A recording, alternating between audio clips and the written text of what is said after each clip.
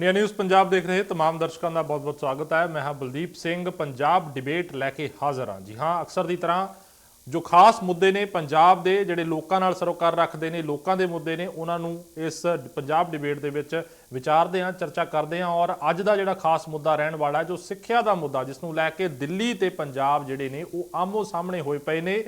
पंजाब का दौरा कर रहे हैं मनीष सिसोदिया, दिल्ली के डिप्टी सीएम, और ਜਿਹੜਾ दौरा करने के बाद ਜਿਹੜਾ ਪਿੰਡਾਂ ਦੇ ਵਿੱਚ ਜਾ ਕੇ लगातार ये कह रहे हैं कि स्कूलों का दौरा किया जा रहा है, तो कह रहे हैं कि स्कूलों की हालत जी है बहुत माड़ी है पंजाब दे विच। ये कह रहे हैं मनीष सिसोदिया डिप्टी सीएम। अज उन्होंने हलका श्री चमकौर साहिब जिहड़ा कि मुख मंत्री चरणजीत सिंह चन्नी का हलका है, उत्थे जाके पिंडां दे विच स्कूल का दौरा किया और बाद दे विच कहा कि पिंडां दी जिहड़े स्कूल ने जिहड़े उन्हां दी हालत बहुत खराब है, पंजाब दे विच सिक्ख्या दा पद्धर बहुत माड़ा है। और उन दावा ये कर रहे हैं कि दिल्ली दे विच उन्हां ने बड़ा सुधार किया, पहला भी वो ये दावा अक्सर करते हैं। दूजे पासे प्रगट सिंह ने वो भी इस दे उपर उन्होंने उन्होंने स्पष्टीकरण आया, उन्होंने प्रेस कॉन्फ्रेंस की है और प्रेस कॉन्फ्रेंस करके उन्होंने भी जिहड़े ने पलटवार किते ना किते जो आम आदमी पार्टी की सरकार हैगी है दिल्ली दे विच उहदे उपर कीते ने पलटवार, और कहा कि असी 48,000 स्मार्ट कमरे पंजाब दे विच बनाए ने। ये कह रहे ने प्रगट सिंह जो कि पंजाब के सिक्ख्या मंत्री ने। दूजे पासे कह रहे हैं कि सिर्फ चोणां नूं लैके जिहड़ी है सियासत की जा रही है, होर कुछ नहीं, और घटिया लैवल की सियासत प्रगट सिंह इस चीज़ नूं दस रहे हैं। खैर ये लोगों ने डिसाइड करना है कि सियासत है या सचमुच ये मुद्दा है या जो भी है, ये लोग डिसाइड करनगे, लोग फैसला करनगे। एक पासे जिहड़े अध्यापक प्रदर्शन कर रहे हैं वो भी लगातार टैंकियां के उपर चढ़े हुए हैं, टावरां के उपर चढ़े हुए हैं। तो सवाल ये भी खड़ा होंदा है कि अगर सारा कुछ ठीक है तो अध्यापक प्रदर्शन क्यों कर रहे हैं। पर दूजे पासे अंकड़ियां की गेम भी है। अंकड़े ये दिखा रहे हैं कि पंजाब जिहड़ा वो सिक्ख्या के मामले दे विच पहले नंबर पर है। एक अंकड़ियां की गेम भी है, एक जमीनी पद्धर की गेम है। सो फैसला लोगों ने जरूर करना है। सो अज डिबेट इसके उपर ही करांगे। सो पहला सुन लेने हैं कि मनीष सिसोदिया ने अज हलका श्री चमकौर साहिब का दौरा किया और उस दौरे तो बाद उन्होंने की कुछ किया। अगर उनसे ज़्यादा स्कूल ठीक नहीं होते तो पंजाब में तो जो भी सरकार बनेगी वो यही सोच के बनेगी कि भाई मैं ज़्यादा स्कूल ठीक करूँगा। अगर उनको लगता है कि उनकी हैसियत के बाहर है ज़्यादा स्कूल ठीक करना, तो उनको ऐसी सरकार में आना नहीं चाहिए, उनको ऐसी जगह जाना चाहिए जहाँ वो ठीक कर सके। जैसे दिल्ली में किया था। अब ये 2013 में दिल्ली के स्कूलों की यही हालत होती थी, स्टोर बने रहते थे, जाले लगे हुए हैं कमरों में, ऊपर से चूड़ रही हैं छतें, पानी पकड़ा है। तो 2013 में जब हम आए थे 14 में तो दिल्ली के स्कूलों की यही हालत होती थी। और 4-5 साल मेहनत करके खूब अब दिल्ली के स्कूल चमकाए हैं। आम आदमी पार्टी की सरकार बनेगी तो पंजाब के बच्चों के लिए भी पंजाब के स्कूलों को भी ऐसे चमकाएंगे। मुख्यमंत्री चन्नी साहब कहते हैं कि पंजाब के स्कूल्स सबसे शानदार हैं, आलीशान है, बहुत बढ़िया है, बहुत बढ़िया काम हो रहा है, बच्चों को अच्छी पढ़ाई मिल रही है, इंफ्रास्ट्रक्चर बड़ा अच्छा है। हमने जब उन्हें चैलेंज किया कि आप केजरीवाल मॉडल को कंपेयर करिए अपने स्कूल से और देखिए कि दिल्ली के अंदर क्या एजुकेशन में क्रांति आई, कैसे स्कूलों को संवारा गया, तो उन्होंने उस चैलेंज को स्वीकार कर लिया। हमने कहा हमने अपने स्कूल्स की लिस्ट जारी करी है, आप भी अपने स्कूलों की लिस्ट जारी करिए, दोनों स्कूल जाकर देख लेते हैं, दूध का दूध और पानी का पानी हो जाएगा। लेकिन चन्नी सरकार भाग गई इस चैलेंज से। हमने भी ठान ली, हमने कहा चलते हैं मुख्यमंत्री चन्नी के अपने हलके में, चमकौर साहब हलके में, और वहां चल के देखते हैं कि क्या है चन्नी सरकार का एजुकेशन मॉडल, क्या है कांग्रेस पार्टी की स्कूलों की दशा, उन्होंने कैसे स्कूल बनाए, कैसे स्कूल चल रहे हैं, और मुख्यमंत्री के अपने हलके में क्या हालत है। आपको जानकर अचंभा होगा कि हालत तो बद से बदतर हो गई है, लेकिन स्कूलों में कोई जाकर कांग्रेस पार्टी को एक्सपोज ना करे, चन्नी सरकार को एक्सपोज ना करे, इसके लिए चन्नी साहब ने अपने अधिकारियों से निर्देश जारी करवा दिए कि किसी भी आदमी को स्कूल में ना जाने दिया जाए, किसी को स्कूल के अंदर ना जाने दिया जाए। और उनके एजुकेशन डिपार्टमेंट के आला अधिकारी ये मैसेज, ऑडियो मैसेज चला रहे हैं। स्कूल हेड्स गुड आफ्टरनून, चाहे कोई भी होवे ਉਹਨੂੰ ਸਕੂਲ ਦੇ ਵਿੱਚ ਐਂਟਰ ਨਾ ਕਰ ਦਿੱਤਾ ਜਾਵੇ। ਨੰਬਰ 2 ਸਕੂਲ ਦੇ ਜਿਹੜਾ ਗੇਟ ਹੈ ਉਹ ਬੰਦ ਰੱਖਿਆ ਜਾਵੇ। अदर दैन पंजाब गवर्नमेंट तो अलावा जिसे उधर कोई पूछ लिया जाए, जे कोई पंजाब गवर्नमेंट का किसी को आई कार्ड है ਜਾਂ ਕੋਈ ਪਰਮਿਸ਼ਨ ਹੈ ਦੈਨ ਉਹ ਸਕੂਲ ਦੇ ਵਿੱਚ ਆ ਸਕਦਾ। ਈਵਨ ਜੇ ਕੋਈ ਮੀਡੀਆ ਟੀਮ ਵੀ ਜਿਹੜੀ ਹੈ ਪੰਜਾਬ ਗਵਰਨਮੈਂਟ ਵੱਲੋਂ ਭੇਜੀ ਗਈ ਹੈ ਉਹ ਕੋਈ ਰਿਕਾਰਡਿੰਗ ਕਰਦੀ ਹੈ ਤਾਂ ਦੈਨ ਕਰਵਾਈ ਜਾਵੇ, नहीं तो मतलब कोई भी किसी तो मतलब जो है स्कूल एंटर ना कर देता जाए। साफ तौर पे वो कह रहे हैं अधिकारियों से ऑर्डर जारी करा दिया, निर्देश जारी करा दिया कि कोई भी पंजाब सरकार के स्कूलों में ना चला जाए, कहीं असलियत ना देख ले, कहीं भेद ना खुल जाए, क्योंकि कहते हैं ना पर्दा जो उठ गया तो फिर भेद खुल जाएगा। तो अपनी नाकामी को छुपाने के लिए चन्नी सरकार ने अफसरों से मैसेजेस जारी कराए हैं, ऑर्डर जारी करवाए हैं कि कोई भी आदमी अब पंजाब सरकार के स्कूल देखने नहीं जा सकता, स्कूलों के अंदर जाकर क्या असलियत है क्या सच्चाई है वो नहीं देख सकता। इतनी घबरा गई है और डर गई है चन्नी सरकार, अपने निकम्मेपन पे, अपने फेलियर पे पर्दा डालने की कोशिश कर रही है चन्नी सरकार। ਸੋ ਸੁਣਿਆ ਤੁਸੀਂ ਮਨੀਸ਼ ਸਿਸੋਦੀਆ ਤੇ ਰਾਘਵ ਚੱਡਾ ਆਮ ਆਦਮੀ ਪਾਰਟੀ ਦੇ ਆਗੂ ਨੇ ਦੋਨੇ, ਔਰ ਕਹਿ ਰਹੇ ਨੇ ਕਿ ਜੋ ਪੰਜਾਬ ਸਰਕਾਰ ਹੈ ਉਹ ਸਕੂਲਾਂ ਦੇ ਵਿੱਚ ਜਾਣ ਤੇ ਵੀ ਹੁਣ ਪਾਬੰਦੀ ਜਿਹੜੀ ਆ ਉਹ ਲਾ ਰਹੀ ਹੈ। ਖੈਰ ਚਰਚਾ ਕਰਾਂਗੇ ਇਸ ਸਾਰੇ ਮਸਲੇ ਦੇ ਉੱਪਰ, ਔਰ ਸਾਡੇ ਨਾਲ ਮਹਿਮਾਨ ਅੱਜ ਜੈਬੰਤ ਸਿੰਘ ਭਾਜਪਾ ਤੋਂ ਜੁੜ ਗਏ ਨੇ, ਇਕਬਾਲ ਸਿੰਘ ਆਮ ਆਦਮੀ ਪਾਰਟੀ ਤੋਂ, ਕ੍ਰਿਸ਼ਨਪਾਲ ਸ਼ਰਮਾ ਅਕਾਲੀ ਦਲ ਤੋਂ, ਇਸ ਦੇ ਨਾਲ ਹੀ ਕਾਂਗਰਸ ਤੋਂ ਸੌਰਵ ਖੁੱਲਰ ਤੇ ਪ੍ਰੋਫੈਸਰ ਮਨਜੀਤ ਸਿੰਘ ਜੋ ਸਿਆਸੀ ਮਾਹਰ ਨੇ ਔਰ ਪੰਜਾਬ ਯੂਨੀਵਰਸਿਟੀ ਦੇ ਵਿੱਚ ਲੰਮਾ ਸਮਾਂ ਉਹਨਾਂ ਨੇ ਸੇਵਾਵਾਂ ਦਿੱਤੀਆਂ ਨੇ, ਪੜ੍ਹਾਇਆ ਉਹਨਾਂ ਨੇ, ਪ੍ਰੋਫੈਸਰ ਰਹੇ ਨੇ। ਸੋ ਇਸ ਮਾਮਲੇ ਦੇ ਵਿੱਚ ਉਹਨਾਂ ਤੋਂ ਵੀ ਰਾਏ ਜਾਣਾਂਗੇ। ਸਾਰੇ ਮਹਿਮਾਨਾਂ ਦਾ ਮੈਂ ਬਹੁਤ-ਬਹੁਤ ਸਵਾਗਤ ਕਰਦਾ। ਸ਼ੁਰੂਆਤ ਕਰਨਾ ਚਾਹੂੰਗਾ ਆਮ ਆਦਮੀ ਪਾਰਟੀ ਤੋਂ। ਇਕਬਾਲ ਸਿੰਘ ਜੀ, ਅੱਜ ਮਨੀਸ਼ ਸਿਸੋਦੀਆ ਜੀ ਨੇ ਦੌਰਾ ਕੀਤਾ ਹੈਗਾ ਸ਼੍ਰੀ ਹਲਕਾ ਚਮਕੌਰ ਸਾਹਿਬ ਦਾ, ਮੁੱਖ ਮੰਤਰੀ ਪੰਜਾਬ ਉਹਨਾਂ ਦਾ, ਔਰ ਇਹ ਤਸਵੀਰਾਂ ਦੇ ਵਿੱਚ ਦਿਖਾ ਰਹੇ ਨੇ ਕਿ ਸਕੂਲ ਦਾ ਬਹੁਤ ਜਿਹੜਾ ਉਹ ਪੱਧਰ ਜਿਹੜਾ ਉਹ ਡਾਊਨ ਹੈਗਾ, ਮਤਲਬ ਕਹਿ ਲਈਏ ਕਿ ਇਨਫਰਾਸਟ੍ਰਕਚਰ ਦੀ ਗੱਲ ਕਰ ਰਹੀ ਹੈ, ਉਹਨਾਂ ਚੀਜ਼ਾਂ ਦੀ ਗੱਲ ਕਰ ਰਹੀ ਹੈ। ਪਰ ਦੂਜੇ ਪਾਸੇ ਪ੍ਰਗਟ ਸਿੰਘ ਇਹ ਕਹਿ ਰਹੇ ਨੇ ਕਿ ਸਾਡਾ ਤਾਂ ਜਿਹੜਾ ਅੰਕੜਿਆਂ ਦੀ ਗੇਮ ਹੈਗੀ ਆ ਉਹਦੇ ਵਿੱਚ ਅਸੀਂ ਪਹਿਲੇ ਨੰਬਰ ਤੇ ਆ। ਇਹ ਹੈ ਵੀ ਅੰਕੜੇ ਇੱਕ ਸਾਈਡ ਹੁੰਦੇ, ਪ੍ਰੈਕਟੀਕਲ ਦੂਜੀ ਸਾਈਡ ਹੁੰਦਾ। ਅੱਜ ਕੱਲ ਲੋਕ ਅੰਕੜਿਆਂ ਤੇ ਵਿਸ਼ਵਾਸ ਨਹੀਂ ਕਰਦੇ, ਪ੍ਰੈਕਟੀਕਲ ਤੇ ਵਿਸ਼ਵਾਸ ਕਰਦੇ, ਤੇ ਸਾਡੀ ਪਾਰਟੀ ਪ੍ਰੈਕਟੀਕਲ ਕਰਨਾ ਚਾਹੁੰਦੀ ਹੈ ਵੀ ਪ੍ਰੈਕਟੀਕਲ ਚਾਹੋ ਮੈਦਾਨ, ਜੇ ਤੁਸੀਂ ਕੁਝ ਕੀਤਾ ਤਾਂ ਪ੍ਰੈਕਟੀਕਲ ਦਿਖਾਓ। ਦੇਖੋ ਅਸੀਂ ਦਿੱਲੀ ਕੀਤਾ ਸੀਗਾ, ਤੇ ਜਦੋਂ ਟਰੰਪ ਸਾਹਿਬ ਦੀ ਪਤਨੀ ਨੂੰ ਸਕੂਲ ਦੇਖਣੇ ਸੀ ਤਾਂ ਮੋਦੀ ਸਾਹਿਬ ਨੂੰ ਕੋਈ ਉਹਨਾਂ ਦਾ ਬੀਜੇਪੀ ਦਾ ਸਕੂਲ ਨਹੀਂ ਸੀ ਲੱਭਿਆ, ਕੇਜਰੀਵਾਲ ਦੇ ਸਕੂਲ 'ਚ ਲੈ ਕੇ ਗਏ ਸੀ, ਕੇਜਰੀਵਾਲ ਨੂੰ ਇਨਵਾਈਟ ਵੀ ਨਹੀਂ ਕੀਤਾ ਸੀ, ਅਸੀਂ ਕੋਈ ਫਰਮਾਨ ਜਾਰੀ ਨਹੀਂ ਕੀਤਾ ਸੀ ਕਿ ਕਿਸੇ ਨੂੰ ਅੰਦਰ ਨਹੀਂ ਆਉਣ ਦੇਣਾ, ਅਸੀਂ ਦਰਵਾਜ਼ੇ ਖੁੱਲੇ ਰੱਖੇ ਸੀ। ਪਰ ਪੰਜਾਬ ਹੀ ਤਾਂ ਉਲਟ ਭੁਗਤ ਰਿਹਾ। ਤੁਸੀਂ ਦੇਖੋ ਇਹ ਫਰਮਾਨ ਜਾਰੀ ਕਰ ਰਿਹਾ ਵੀ ਕੋਈ ਸਾਡੇ ਸਕੂਲ 'ਚ ਵੜ ਕੇ ਸਾਡੀ ਕੋਈ ਭੇਤ ਨਾ ਸਾਡਾ ਖੁੱਲ ਜੇ। ਦੇਖੋ ਚੰਗੇ ਚੰਗੇ ਬੁੱਧੀਜੀਵੀ ਇਹ ਚੀਜ਼ ਦੀ ਇਹ ਸਮੇਂ ਦੀ ਉਡੀਕ ਕਰ ਰਹੇ ਸੀ ਵੀ ਸਿੱਖਿਆ ਤੇ ਬਹਿਸ ਹੋਵੇ, ਹੈਲਥ ਤੇ ਬਹਿਸ ਹੋਵੇ, ਇਨਫਰਾਸਟ੍ਰਕਚਰ ਤੇ ਬਹਿਸ ਹੋਵੇ। ਇਹ ਮੁੱਦਿਆਂ ਦੀ ਰਾਜਨੀਤੀ ਜਿਹੜੀ ਨਾ ਸਾਡੀ ਪਾਰਟੀ ਨੇ ਸ਼ੁਰੂ ਕੀਤੀ ਹੈ, ਮੈਂ ਇਹਨੂੰ ਵਧਾਈ ਦਊਂਗਾ। ਇਹ ਇੱਕ ਮੁੱਦਿਆਂ ਦੀ ਰਾਜਨੀਤੀ ਤੇ ਬਹਿਸ ਸ਼ੁਰੂ ਹੋਈ ਹੈ, ਤੇ ਬਹਿਸ ਤੋਂ ਭੱਜਣਾ ਨਹੀਂ ਚਾਹੀਦਾ। ਇਮਾਨਦਾਰੀ ਜੇ ਤੁਹਾਡੇ ਪੱਲੇ ਹੈਗੀ, ਪ੍ਰਗਟ ਸਿੰਘ ਨੂੰ ਮੈਂ ਚੈਲੰਜ ਕਰਦਾ, ਸਿੱਧੂ ਸਾਹਿਬ ਨੂੰ ਵੀ ਕਹਿਣਾ ਵੀ ਇਮਾਨਦਾਰੀ ਉਦੋਂ ਤੱਕ ਹੀ ਥੋੜੀ ਟਿਕ ਸਕਦੀ ਹੈ ਜਦੋਂ ਤੱਕ ਤੁਹਾਡੇ ਸਾਹਮਣੇ ਕੋਈ ਦੂਜਾ ਇਮਾਨਦਾਰ ਨਹੀਂ ਖੜਾ ਹੁੰਦਾ। ਨਹੀਂ ਅੰਨਿਆਂ 'ਚ ਕਾਣੇ ਰਾਜੇ ਸੀਗੇ ਇਹ।